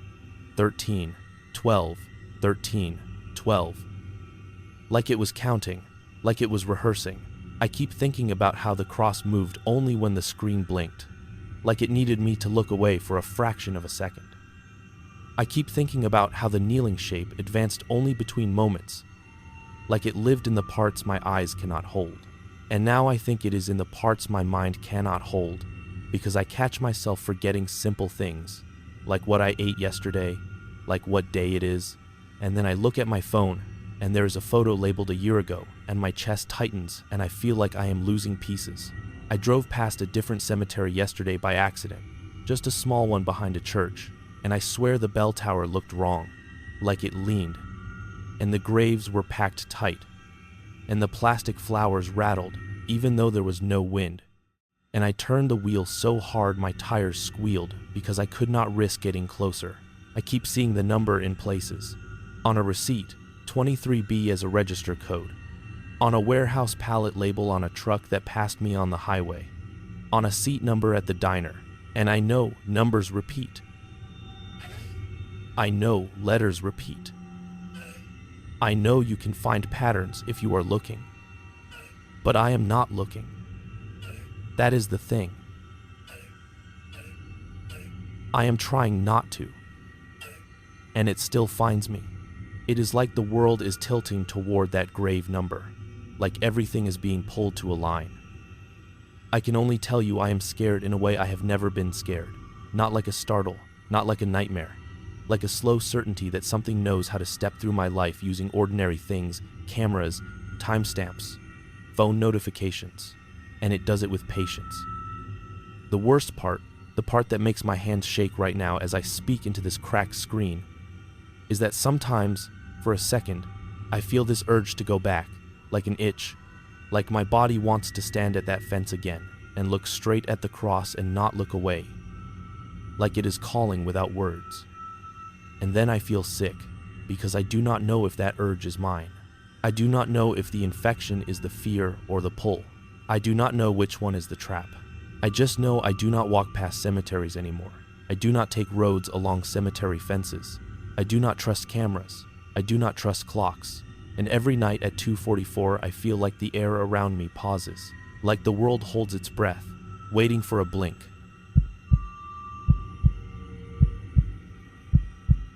My name's Casey Dillard. I'm from the back edge of Glenmont Heights outside a little rust town called Brackenridge, Ohio, and I work as a warehouse forklift operator. Listen, I know how that sounds. I know this is going to sound like I want attention, or like I'm trying to make something out of nothing. I have not slept right since it happened, and I keep checking my mirrors like a child, and I am parked right now with my headlights off and my phone screen cracked and my car battery acting like it wants to die any second. And I picked this spot because it is the only place in town where the cemetery gate is in view. But the stones are not, if that makes any sense. Because I cannot look straight at them anymore. Not even the clean ones. Not even the ones with flags and flowers and names. And I never used to be like that. Man, I used to cut through graveyards on foot like they were parks, and I never cared. I never had any reason to care. That week started like any other week. I woke up Monday at 17 inches the morning, because my neighbor's truck always backfires when he starts it, and it shakes the thin wall behind my bed. My mouth tasted like pennies and old coffee because I fell asleep on the couch the night before with the television on. I made 2 slices of toast, cheap white bread, and I put peanut butter on one side and strawberry jelly on the other because I was low on groceries and it felt like a little treat, like I was still a person and not just a body that clocks in and clocks out. I drank coffee from a chipped mug I stole from a job years ago, and it had a hairline crack down the side that always made the coffee cool too fast. I wore my gray work shirt, the one with a faded logo over the chest, and it had this brownish stain right at the bottom hem that I still cannot wash out. And I remember that stain because it matters. It's stupid, but it matters because that stain wasn't there before the night all this started, and it won't come out no matter what soap I use. I grabbed my keys, I checked my phone, 6:2, and I drove to the warehouse in the dark with the heater on too high because my windshield fogs if I don't. And I had that dry winter cough that makes your chest feel like sandpaper. Normal stuff. Boring stuff. I'm telling you this because if I don't anchor it to normal things, it turns into something I can't hold on to. And I need to hold on to it because I keep feeling like I'm the one that's wrong. Like my memory is the thing that changed. Like maybe I just got tired and started seeing patterns. But dude, no. Something happened. And it happened in a place people don't talk about. And that's the worst part. Because it wasn't a pretty cemetery with gates and statues. It was a forgotten patch that sits behind an old medical complex that used to be a county home and then got turned into a rehab and then got shut down and now just sits there with boarded windows. People around here call it the field. Sometimes they call it the county ground. The official name is on a sign that's half fallen over, and I'm not going to say it because I can't stand seeing it in my head, but everyone knows what kind of place it is. It's the place where names didn't stick. It's the place with numbered stakes. It's the place that looks like nothing from the road unless you know to look for it. Marla works at the warehouse too. Older woman, tough hands, always wears a knit cap even inside. And she volunteers with this community group that does cleanup stuff, like parks and roadsides. And she told me, plain as anything, we're doing a little project this week. We need bodies. You ever want to do something that feels like it matters for once? That's what she said. I laughed, like I do. And I told her I'm not a saint. And she said, nobody's a saint. We just need someone who can lift and who shows up when they say they will. I asked what it was, and she hesitated and then said, it's that old Potter's section behind the complex. The county said we can inventory what's left and straighten what we can. Just cleaning. I remember I made a face, because I know my own head. It's daytime. She said that like daytime is a shield you can hold up. I told her I'd think about it, and she said, meet me Wednesday after your shift. Bring work gloves. Bring boots you don't care about. I said okay, because I didn't want to be the guy who always says no. And also, because my life was starting to feel like a loop, and I wanted one thing that wasn't the warehouse and the couch and the backfiring truck and the same mug. Wednesday came. I punched out at 3:41 p.m. I checked my phone. The sky was that pale winter color, like the sun is behind a dirty sheet. The air was dry enough to make your nose sting. No rain, no snow, nothing. The ground all over town had that cracked look, like it was thirsty. Even the little creek behind my building was low and slow. I drove to the meeting spot with Marla, a parking lot by a closed thrift store, and she was there with a younger guy I had seen once at the warehouse. Name tag said Devin. And Devin had this nervous energy, like he was always about to say something and then didn't. Marla handed me a clipboard and a roll of small plastic flags and a cheap digital recorder, the kind you use for meetings. And she said, county wants audio notes too. Just talk into it. Stake number. Condition. They don't want us taking pictures because of privacy, even though there are no names out there. But that's what they said. Audio's fine. I remember I said, audio for who? And she said, for the records, Casey. For future. For someone who cares. And that should have been the end of it, right? Just a weird volunteer day, come home, eat ramen, forget about it. We drove around the back road that runs behind the complex. The building sat there like a dead thing. Windows boarded. A chain across the access drive. Weeds frozen in place. Behind it was a line of scraggly trees. And behind those trees, the ground dips a little. And that's where the field is, like it's hiding. There wasn't a real fence, just old posts and sagging wire in places. There was a gate, but it wasn't a gate like you think. It was just two posts and a swinging metal bar you can lift. The sign was crooked. Marla lifted the bar like she'd done it before. Devin kept looking over his shoulder like we were trespassing. Marla said, "We have permission." And Devin said, "Yeah, I know." But his voice didn't sound like he knew. The first thing I noticed was the plastic flowers. Not a lot, just some, stuck in the ground like people had tried. They rattled in the dry wind. The second thing I noticed was the stakes. They weren't all neat. Some were leaning. Some were missing. Some were just broken off flush with the ground, so you'd never know they were there unless you were looking for them. There were patches where the grass was worn away into hard dirt. There were little depressions that looked like old sink marks. No headstones. No names. Just numbers on weathered wood and sometimes nothing at all. I remember thinking, man, this is where people go when they stop being people to the system. And that thought made my throat tighten. Marla told us what to do. We work rows. We don't wander. We call out if we find something sharp. We don't take anything. We don't joke. We just do the list. She said it like a foreman. Devin nodded. I nodded. She handed me the recorder. I turned it on. The red light came on. Solid. I spoke into it like I was reading a shipping manifest. Row A, stake 001. Leaning, no markings, wood split. I kept doing that. The work was simple. Bend down, read the number, note the condition, straighten it if you can. Place a small flag if it's missing or down, so someone else can come back later. Devin was in the next row over, with Marla. I could hear them talking sometimes, little normal phrases. Watch your step. That one's loose. Don't push too hard. The sun lowered. The light got yellow and flat. It should have felt like nothing. Like an empty lot. But even then, before anything overt, there was this feeling like the air was held tighter there, like sound didn't travel right. A car passed on the road in the distance, and I heard it for a second, and then the noise dropped out like someone closed a door. My phone buzzed once in my pocket, a spam call, and when I looked at the screen, it said 4:44 p.m.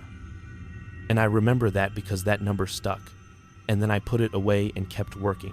I got to a section where the dirt was more exposed. The grass was thin. It was hard, cracked earth. No mud. No wetness. And then I saw a footprint. Just one. Barefoot. Not a shoe print. Not a boot tread. A foot. A human foot. The toes were clear. The arch, the heel, pressed into the dust like someone had stepped there with weight. I stood there staring at it like an idiot, and I remember my first thought was, that's a prank. Someone walked out here barefoot to be funny. But the air was cold enough that bare feet would hurt. And also, listen, this matters. The footprint looked wet, not shiny wet like a puddle, but dark, like the dirt had been dampened, like a wet foot had touched it, on dry, cracked ground. No rain for weeks. I said out loud without thinking, "What the?" And then I stopped because I don't talk like that in front of Marla, and I leaned closer. The footprint wasn't deep. It was just there, like a stamp. The edges were sharp. It hadn't been there when I walked into that row because I would have stepped on it. I would have noticed. I keep telling myself maybe I missed it, but dude, I was looking at the ground every second because of stakes and holes, and I did not see it until that moment, and it looked new. I looked around. I saw no other footprints, just the one. I called out Marla, and she answered, "Yeah," from 2 rows over. I said, "You guys see anything weird over there?" And she said, "Weird like what?" And I didn't want to sound stupid, so I said, "Like someone's been walking out here." And she said, "There's always kids back here sometimes. Just don't engage. Keep working." Devin called, "What did you see?" And I said, "Nothing. Never mind." Because I didn't want them to come over and tell me it's nothing and make me feel like a child. I took the recorder and I said into it, "Row C, between stake 043 and 044. Footprint observed, barefoot. Ground appears darkened." And then I hesitated because I realized how that sounded, and I added, "Possible recent trespass." I tried to make it fit a normal explanation.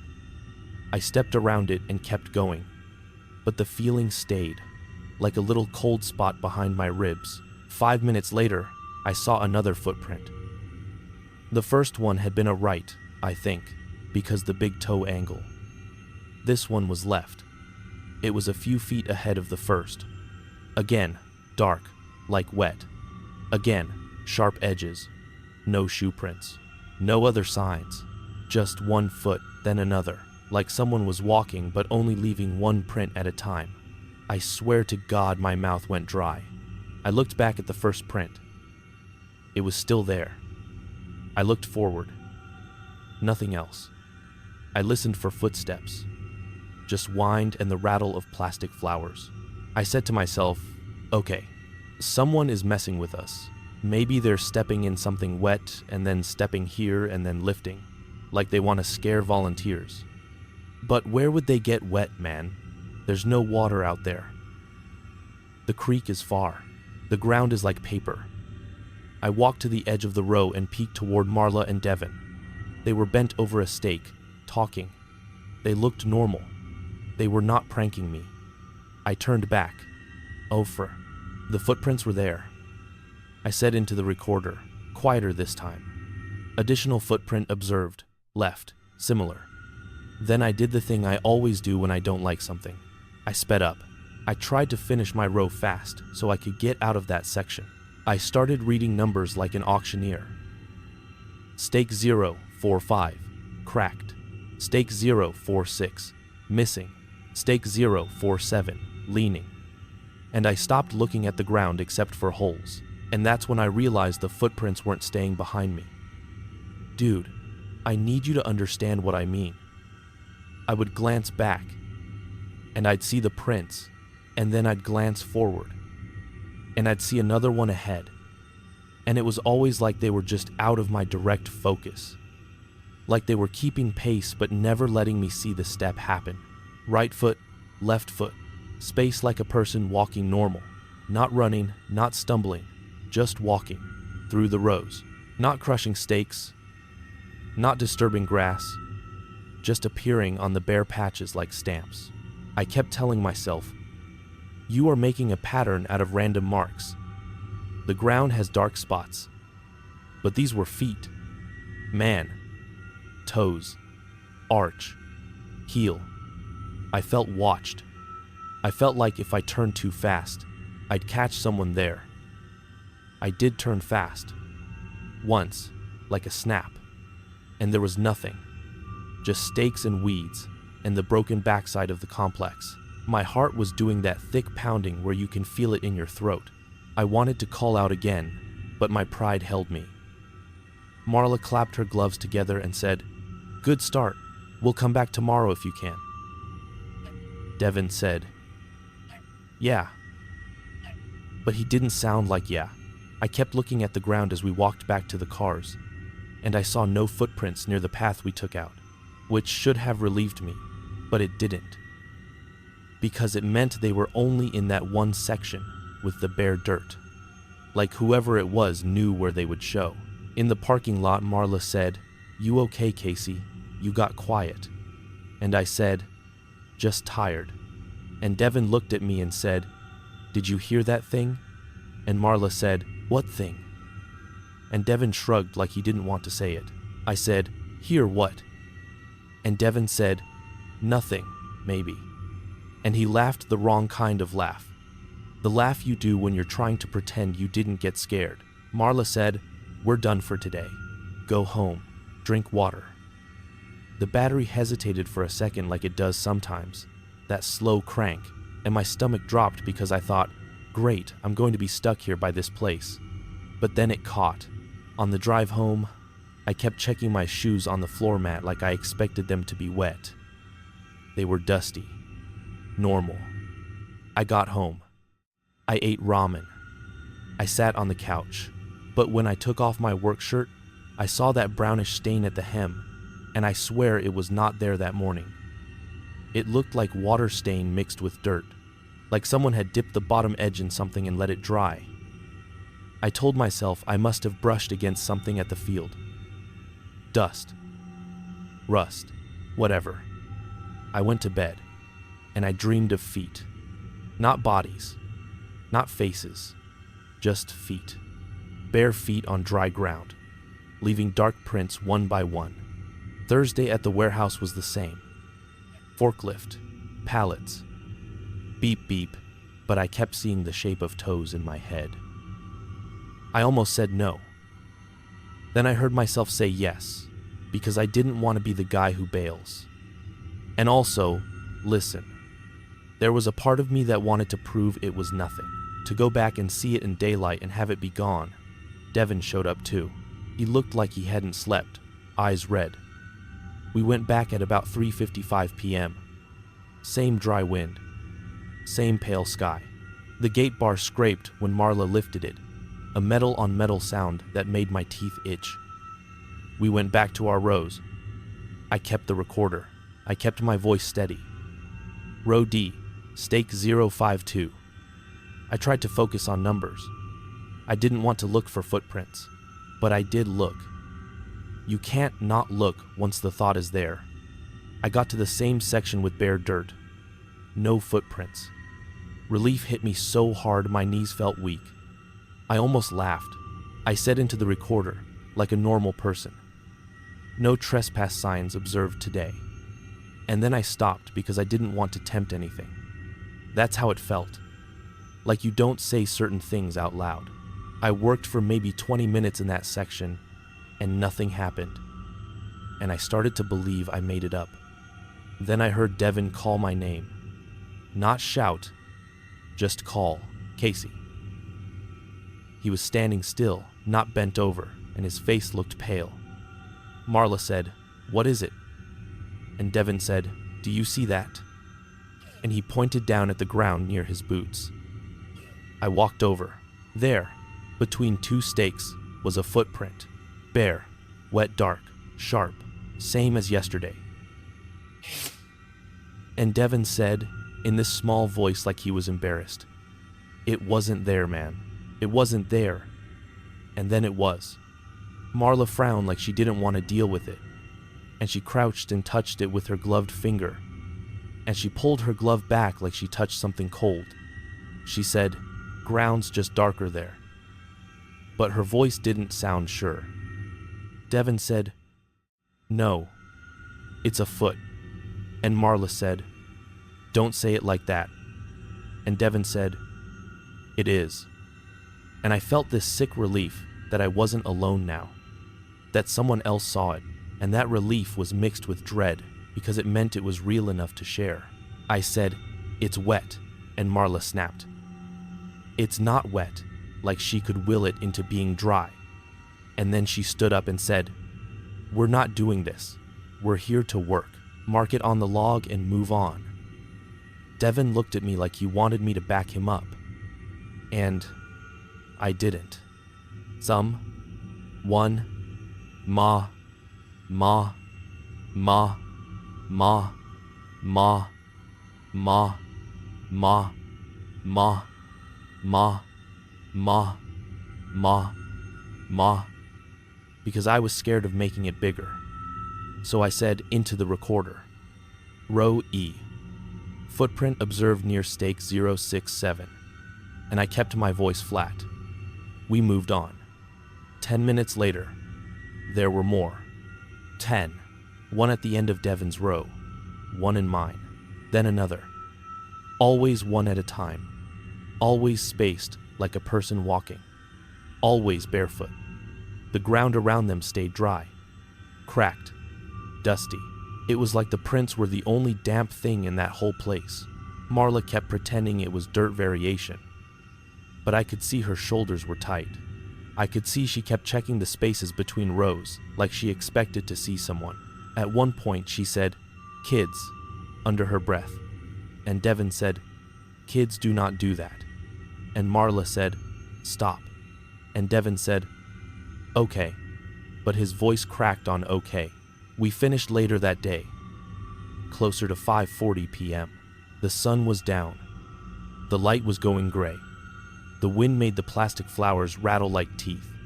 As we walked back toward the cars, the sound of traffic on the far road faded again. Like a blanket fell. I remember that sudden hush, like the world pulled away. Marla said, "We're done for the week." And Devin said, "We didn't even finish."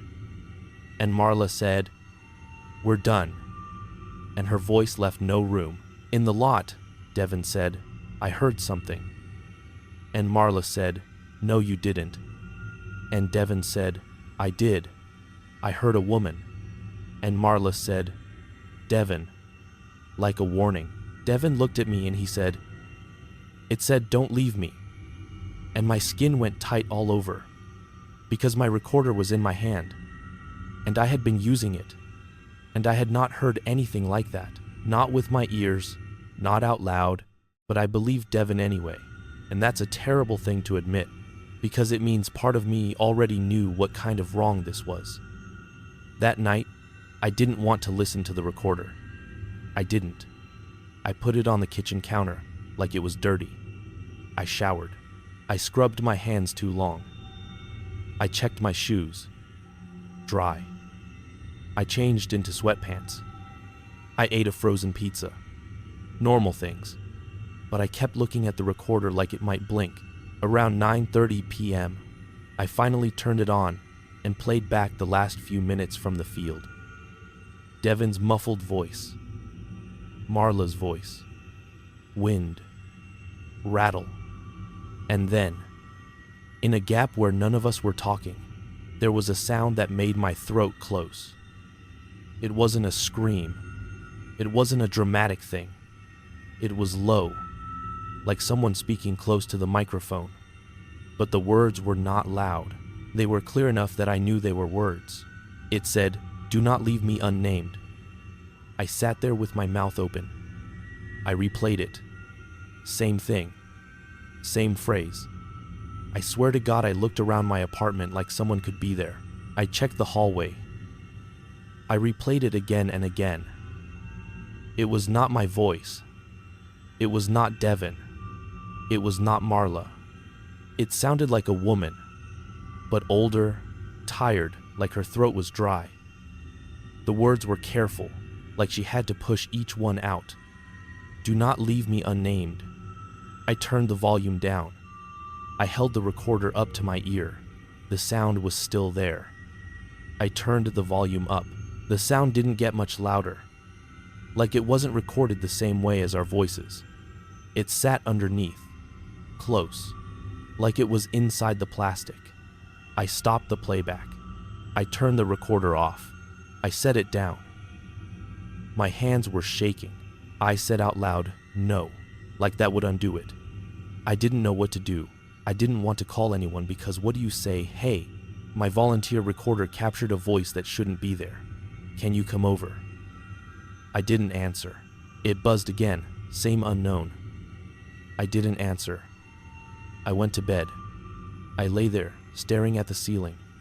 I heard every car outside, every pipe. I kept thinking about that phrase.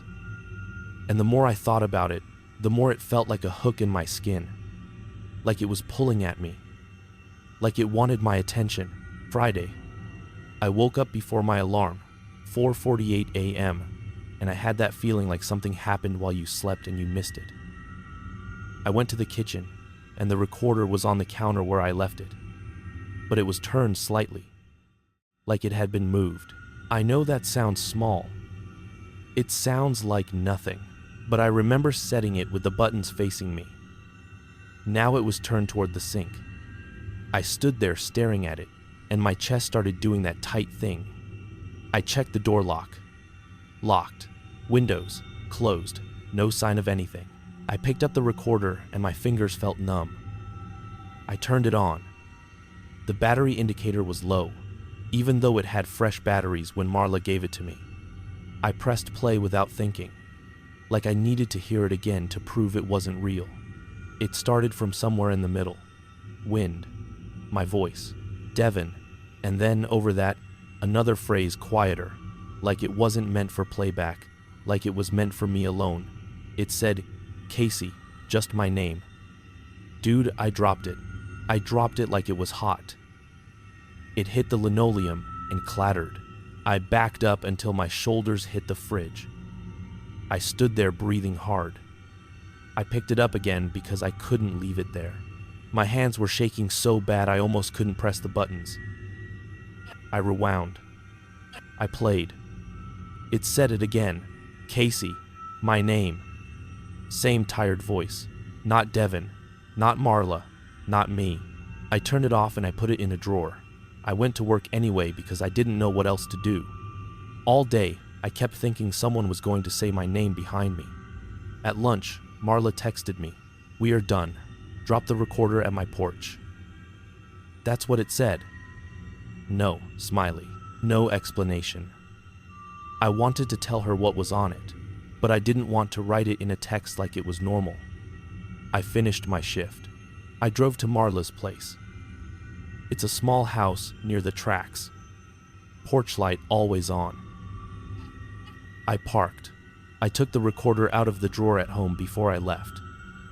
And when I touched it, it felt colder than the air. I walked up to her porch. The boards creaked.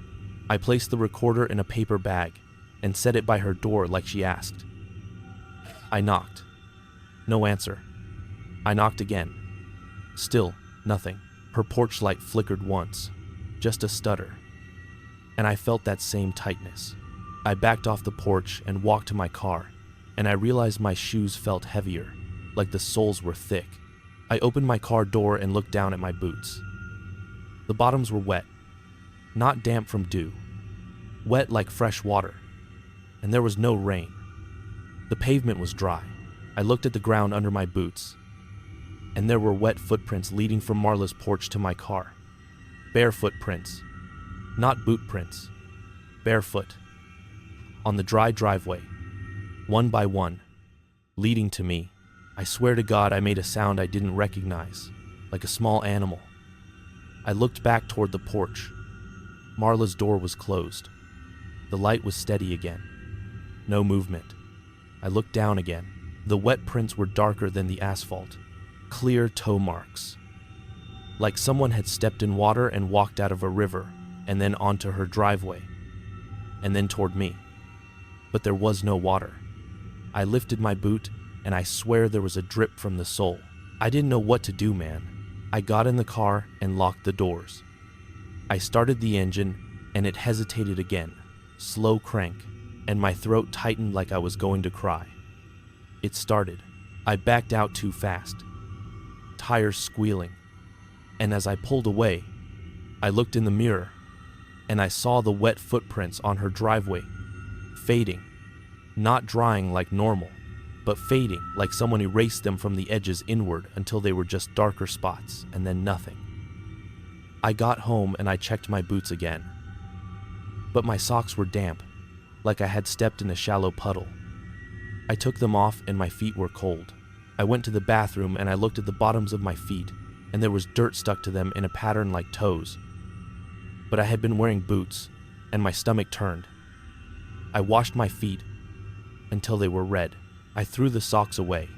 I tried to tell myself it was condensation, some spilled water, anything, but I knew it wasn't. I knew it because of the recorder and the words and the footprints and the way the field went quiet like the world stepped back. Saturday morning, Marla called me. Her voice sounded flat, like she was trying to keep it together. She said, "Did you listen to it?" I said, "Yes, She said, "Do not say it out loud." I said, "What?" And she said, "Do not repeat what it said. Just answer. Did you listen?" I said, "Yes." There was a pause, and then she said, "Devon's missing." I felt the room tilt. I said, "Missing like," and she cut me off. "He didn't show for work. He didn't answer. His mom called me because she knows I volunteer with him sometimes. Last place his phone pinged was back by the complex." I said, "No." She said, "I drove there." Said, "I drove there. The gate bar was down. The sign was knocked over. There were no tracks, no tire marks, no footsteps, nothing but the ground in that one section." And her voice got thin. The ground had wet prints. Bare feet. Going in a line. Going into the rows. I swallowed, and I said, "Marla, we have to call someone." And she said, "They will not go in there, Casey." I said, "What do you mean?" And she said, "The county doesn't care. The cops don't care. They will say he ran. They will say he's a grown man. They will not step into that field because they hate it. Everybody hates it." I said, "We can go." And she said, "No." I said, "We can go with flashlights." And she said, "No. Listen to me. I went to get the recorder off my porch after you dropped it. It was gone." I felt my stomach drop again. I said, "Gone like stolen." And she said, "Gone like it was never there." And there were wet footprints on my porch. Barefoot, standing right at my door, not going anywhere. Just standing, like someone waited. I couldn't speak. Marla said, "I heard it last night. Not on the recorder. In my kitchen. Same voice. It said my name." Her voice cracked. She said, "I have lived a long time. Ahalawan, I have seen enough. I am not going back." I whispered, "Devon." And she said, "I'm sorry." Then she hung up. I sat on my couch staring at the wall. My chest felt hollow. I kept thinking of Devon's face when he pointed at the first footprint, like he couldn't decide if he was scared or embarrassed. I kept thinking of that phrase, "Do not leave me unnamed," and I kept thinking of Devon's name being said, "Devon," by Marla, and then the word "missing," and it felt like a cruel joke. I did the dumbest thing next. I did it because guilt is a lever, and something pulled it.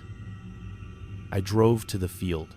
I told myself I was going to look, just from the road, just to see if there were cars, just to see if there was any sign. It was mid-afternoon, 2:26 p.m., when I checked my phone as I turned onto the back road. Bright daylight, dry air. The complex looked the same. Dead windows, weeds, chain. I parked by the sagging wire. I didn't go in at first. I stood there with my hands on my hips like I was a supervisor on a smoke break. I called Devon's phone, straight to voicemail. I texted him, "Where are you?" No response. I listened.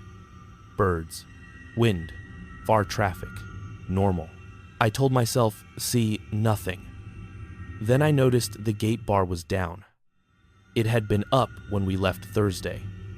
It was down now, resting in the notch like someone closed it. I had not seen Marla close it before. She usually left it. I stepped closer. The bar had a damp mark on it, like someone touched it with wet hands. I touched it with my finger. Cold. My finger came back with a dark smear like wet dirt. I told myself. The ground near the entrance was dry. No tracks, no prints, no sign. The field looked empty, like it always did. And then I heard my name. Not from behind me, not shouted, not in the wind. It sounded like it came from the recorder speaker, but I didn't have the recorder. It sounded like it came from the ground itself, close, like someone speaking through a vent. Casey, just that, my name, same tired voice. I froze so hard my knees locked. I said, "Who is there?" And my voice came out thin. I waited. Nothing, just whined. Then, from deeper in, I heard it again. And this time it was a full phrase, the same one, and it carried across the rows like the air was a wire. Do not leave me unnamed. I didn't run. I didn't run. I didn't run. I should have run. But I didn't. I walked forward. One step. Like I was pulled. I kept thinking, Devin could be hurt. Devin could be hiding. Devin could be playing a sick joke. But my gut knew better.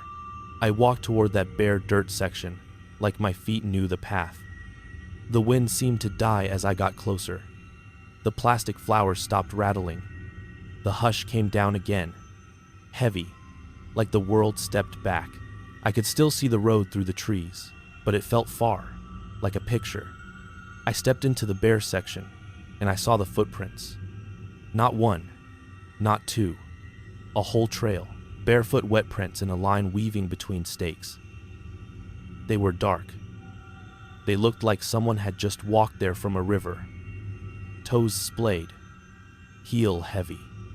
And the trail went forward, and then it stopped at an empty patch where there was no stake, no marker, just a depression in the dirt like an old settling. At that depression, there were two wet footprints side by side, like someone stood there and waited. I stared at those two prints, and my mind did that thing where it tries to make it normal, where it tries to say maybe someone poured water, maybe kids, maybe animals. But animals don't make feet like that. Kids don't pour water that leaves toe marks. I swallowed and I said, Devin. And my voice sounded wrong in that hush, like the sound got swallowed. No answer. Oh. I took another step, and my boot sank slightly, like the dirt was softer there, and that made no sense because the ground was hard everywhere else. I looked down at my boot, and when I lifted it, there was a wet imprint left behind. But it was not a boot print. It was a barefoot print. My stomach flipped. I stared at my boot. It was still a boot. I could see the tread, but the ground behind it had a foot, toes, arch, heel, like my boot had never existed. I felt like I was going to pass out. I backed up, one step, and the next imprint was also a foot, then another. It was like the ground refused to remember the shape of my boots. It was like it insisted on feet. I said, no. And then I said, listen, like I was talking to a person. And I hate that I did that. I hate that my brain went there. But it did. I said, I don't know what you want. And as soon as I said that, the voice answered. And it did not come from any direction I could point at. It came from everywhere close, like the air around my head spoke. It said, a name. Just two words, a name. My throat tightened so hard it hurt. I said, I can't. And the voice said, a name. Again, same tone. Patient. Tired. I shook my head like that mattered. I said, there are numbers. And the voice said, not a number. Then, behind me, I heard a sound that made my skin crawl. And it was simple. It was just footsteps on gravel. Crunching, slow, like someone walking on the path we came in on. I spun around. Nothing. No one. The path was empty. But the crunching continued. Closer. Steady. One step at a time. I backed up and my boots kept leaving barefoot prints. I said, stop. and the crunching stopped. The hush deepened. Then I heard Devin's voice, not from a mouth, not from the air. It sounded like it came from under the ground, muffled, like he was speaking through a pillow. He said, "Casey," and my whole body went cold. I said, "Devin," and I took a step forward without thinking. And that depression in the dirt, the empty patch, seemed to widen just a little, like the edges softened, like it was breathing. I swear to God. Listen, I know how that sounds, but it did. It looked like the dirt relaxed, like a mouth opening. I stopped. I said, "Devin, where are you?" And the muffled voice said, "Right here." And then it said, "It is cold." And then it said, "Right. Where confront?" And then it said, "Do not leave me." And the last part didn't sound like Devin anymore. It slid into that tired woman voice. And my brain snapped, like something rewired, and I realized the voice would use any sound it had learned to pull me. I stepped back hard. I turned toward the entrance. The road was there through the trees, but it looked farther than it should, like the distance stretched. I started walking fast. My breath was loud in my ears. I didn't run at first because running felt like panic and I wanted control. But then I saw something ahead that made me run anyway. On the path between rows, in the strip of grass where there had never been a marker, there was a headstone. I stared at it. There had never been headstones in the field. Never. Not one. This was a potter's section, numbers only. But there it was. Like the place had decided to change the rules. I walked closer, shaking, because my brain needed to read it. Like reading it would make it make sense. And there was a name carved into it. Not a number, a full name. I am not going to say it. I can't say it. I can see the letters in my head and they make my teeth ache. But it was carved deep, clean, and under it there was a date. And the date was wrong. Not in a dramatic way, just wrong in a way that made my stomach drop. Because it was a future year, a year that hasn't happened yet. And under the date, in smaller letters, it said, "Unnamed," like a cruel label, like a joke. I stood there staring, and I felt something behind me. Not a touch, not a hand, just pressure, like the air thickened against my back, like someone stood too close. The hush was total now. Even the wind seemed gone. I couldn't hear the road. I couldn't hear birds. I couldn't hear anything but my own breathing, and the faintest sound of wetness, like bare feet stepping slowly in dirt. I didn't turn. I couldn't. The voice spoke again, right by my ear without breath. "Read it," I whispered. "No," the voice said. "Read it." My throat clenched. My eyes burned. I stared at the name on the stone, and my brain did something awful. It tried to fit it into my life, like maybe it was someone I knew, like maybe it was a family name, like maybe it was mine, and that thought made me dizzy. I squeezed my eyes shut. When I opened them, the name on the stone had changed. It was different letters, same spacing, different name. The date stayed the same, future year. The word "unnamed" stayed. I blinked hard, like maybe my eyes were dry. Dude. I started shaking so hard my knees knocked. I backed away from the stone, and the pressure behind me moved with me. I backed more. I turned my head just enough to see the edge of movement in my peripheral, and I swear to God there was nothing solid there, nothing you could point to, just a distortion, like heat, haze. I made a sound, a small choking sound, and then I ran. I ran between the rows, not caring about stakes, not caring about holes. My boots thudded, but the prints behind me were barefoot wet stamps. I glanced back once and I saw the trail of wet feet following mine. but not exactly. Like it was just offset. Like a second set was walking half a step behind. I hit the gate bar and almost tripped. I shoved it up and stumbled out onto the road shoulder. The moment I crossed that sagging wire line, sound came back in a rush, like someone turned the world on. Wind, traffic, a bird, my own ragged breath. I kept running to my car. My hands fumbled the keys. I got in and locked the doors. I looked down at my boots. They were dry, completely dry. But my floor mat had wet footprints on it, barefoot footprints. Dark, one after another, leading from the driver's side toward the passenger side, like someone had climbed in with me. My whole body went numb. I turned my head fast toward the passenger seat. Empty. I looked in the rearview mirror. Empty back seat. I looked again at the floor mat. The footprints were there. I stared until my eyes hurt, and then, like Marla's driveway, they began to fade.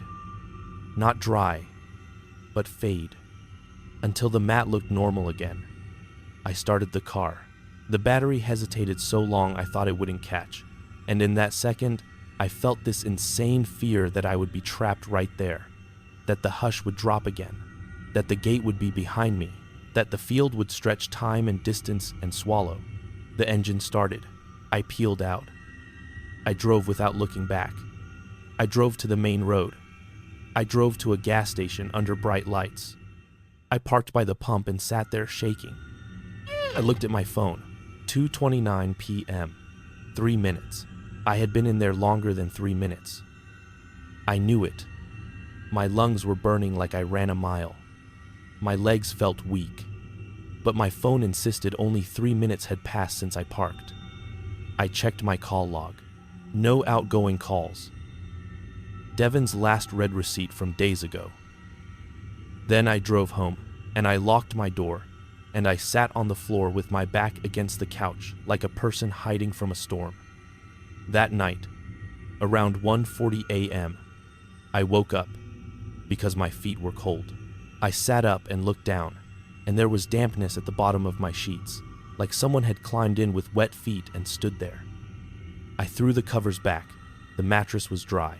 The sheet had 2 wet footprints near the foot of the bed, side by side, like someone stood and waited. I turned on the lamp. The footprints were not shiny. They were dark like a stain. I stared at them until my eyes watered. They did not fade fast like the others. They stayed. I got up and backed away.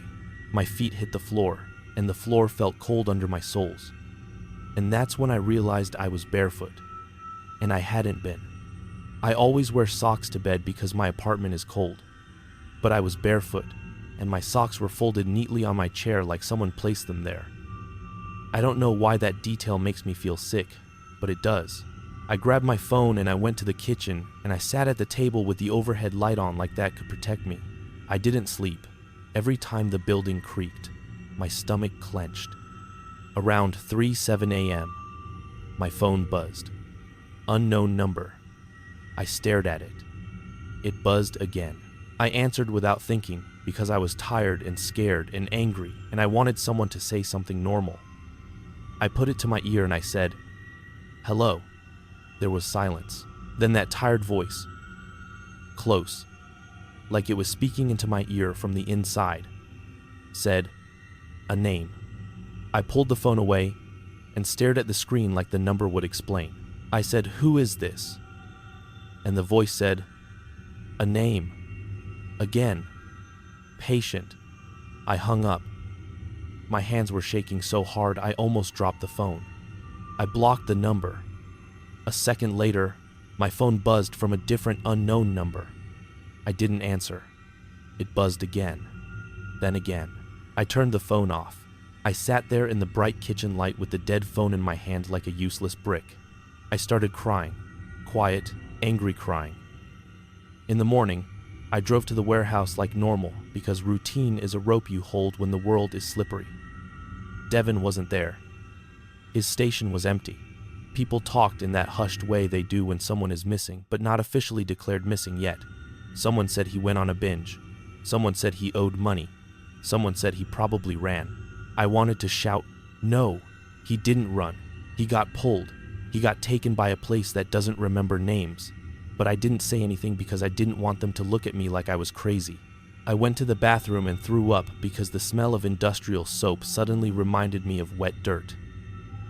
I tried to call Marla. No answer. I drove by her house after work. Her porch light was off for the first time I'd ever seen. Her curtains were closed. No car. I knocked once. Nothing. I didn't knock again. I didn't want to stand on her porch long enough for wet footprints to appear. I went home. I tried to scrub the stain out of my work shirt again. It didn't budge. It looked darker now. Like the stain had depth. I threw the shirt away in the dumpster behind my building because I didn't want it in my apartment. The next morning, it was back in my laundry basket, folded. I stood there, staring at it, until my vision blurred. I picked it up with 2 fingers like it was a dead thing. It was damp at the hem, not soaked, damp. I ran water in the sink and held the hem under the faucet, and the water that dripped off looked clear. But the stain didn't change, and my hand started shaking again, and I realized the stain wasn't from something on the outside. It was like it was in the fabric, like it was part of it. I threw the shirt away again, this time in a trash can at a gas station across town. I drove home. I checked my phone. 11:18 a.m. I walked into my apartment. The shirt was on my couch. I didn't touch it. I sat on the floor and I stared at it like it might move. That's when I knew this wasn't just the field. It followed. It wasn't a person pranking. It wasn't trespassers. It wasn't kids. It was something about names and the lack of them. Something that could ride on records and lists and audio. Something that could learn a voice and use it. Something that could make wet footprints appear where water doesn't exist. I went to the storage closet and I got a plastic tote, and I put the shirt in it without folding, and I snapped the lid tight. I taped it. I shoved it in the back of the closet. I told myself, there. Done. That night, I dreamed of the stone again, the headstone that shouldn't be there. And I dreamed the name on it kept changing. And every time it changed, it got closer to something I recognized, like the letters were sliding toward my own. I woke up at 2:58 a.m. with my heart hammering and my mouth dry. I went to the closet. The tote lid was off. The tape was peeled back, neat, like someone did it carefully. The shirt was gone. I found it the next morning on my passenger seat, belted in like a person. That was the moment I stopped trying to be normal. That was the moment I called in sick, and I started packing a bag like I was evacuating. I grabbed clothes. I grabbed documents. I grabbed my laptop. I didn't know where I was going. I just knew I couldn't stay in an apartment where objects moved on their own in neat, patient ways. I drove to my sister's place, 2 towns over. I didn't tell her everything. I told her I was stressed. I told her I needed a couch for a few nights. She looked at me like I was a stray dog. She said, "What happened?" And I said, "Work stuff." And she said, "You look like you saw a wreck." And I said, "I'm fine." And she said, "You're not fine." And I snapped, "I'm fine." And then I apologized because I'm not a monster. She let me stay. That first night on her couch, I woke up to the sound of someone walking in the hallway. Soft steps, bare feet on wood. I sat up. The hallway was dark. I called, "Jess," my sister's name, and she didn't answer. I listened. The steps stopped. Then that hush feeling pressed in, even in her house, like the air tightened, and I knew it had followed. I grabbed my phone and turned on the flashlight and pointed it down the hall. Nothing, but on the wood floor, right in the beam, there were wet footprints. Barefoot, dark, one at a time, leading toward my sister's bedroom door. I felt like I was going to faint. I got up and stepped carefully, trying not to touch them, because I didn't want my feet to become part of whatever it was. I knocked again, louder. She said groggy, "What?" And I said, "Are you okay?" And she said, "What are you doing?" And I said, "Nothing, sorry." Because what do you say? There are wet footprints leading to your door from nowhere. I backed away. I went back to the couch.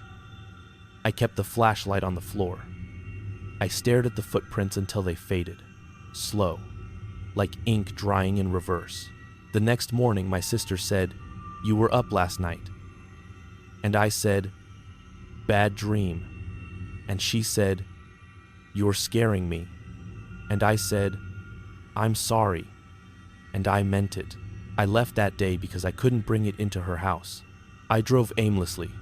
I avoided routes that passed any cemetery, even the small ones behind churches. Every time I saw a line of stones, my chest tightened. I started taking long detours. I started being late to everything. I turned the radio up whenever I passed a funeral home because the silence felt like an invitation.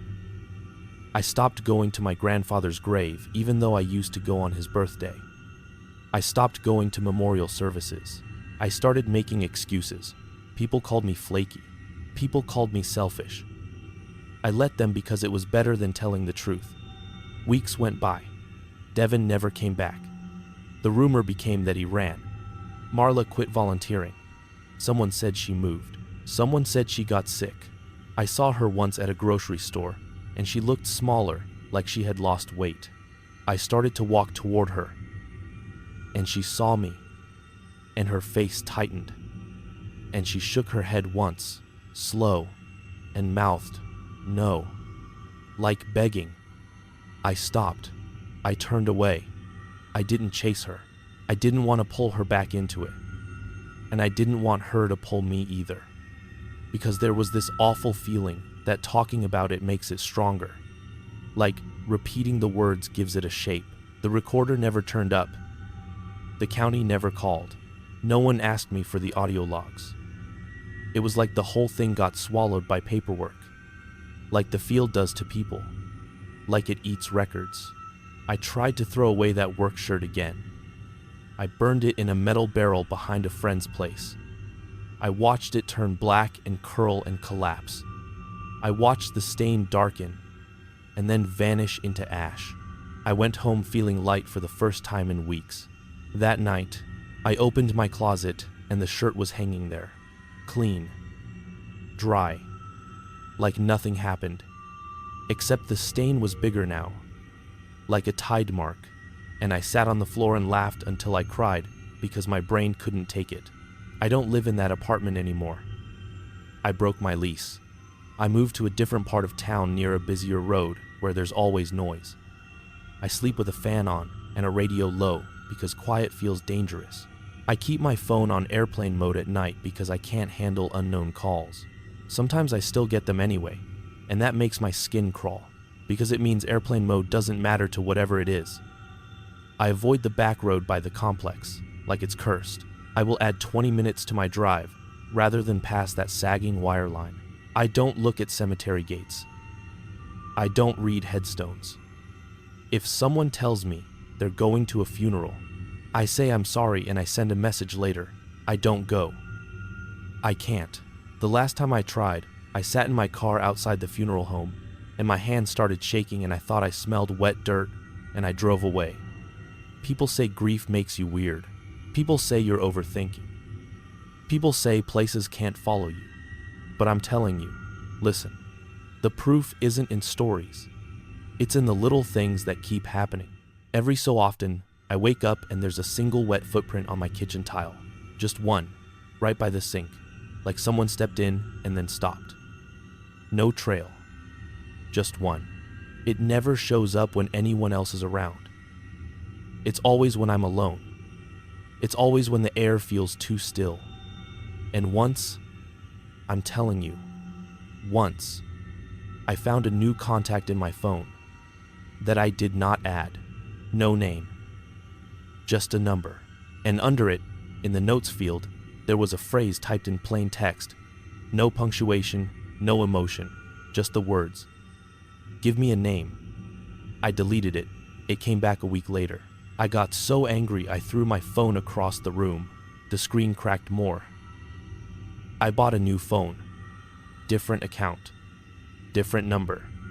2 months later, I got an unknown call at 3:07 a.m., and when I answered, because I'm stupid and tired and some part of me wants it to be done, the voice said, "Gentle, tired, close. Do not leave me unnamed." I hung up and I sat in the dark, shaking, and I realized the worst part. Dude, the worst part is that it is patient. It does not rush.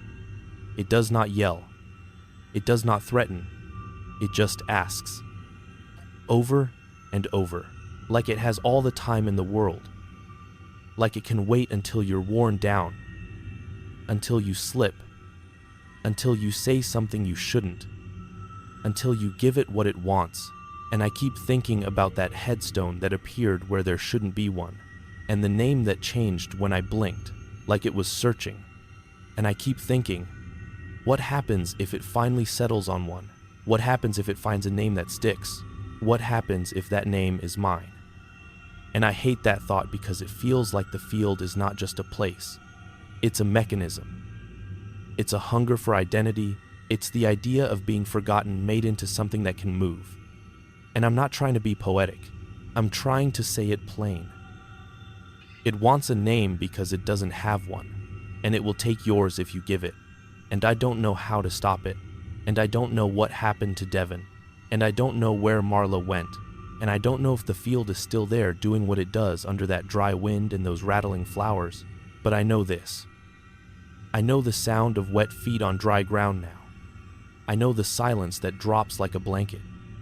I know how it feels to read letters on stone that change when you look back. And I know that if I ever see a line of numbered stakes again, if I ever see an unmarked patch behind a building where the system put people it didn't want to remember, I will not step inside. I will not volunteer. I will not record. I will not try to help, because the moment you make a record, the moment you speak into a device and say numbers like they are enough, the moment you stand in a place where names were lost, something hears you, something notices that you can be remembered, and it follows you out on wet feet you cannot see until they are already behind you.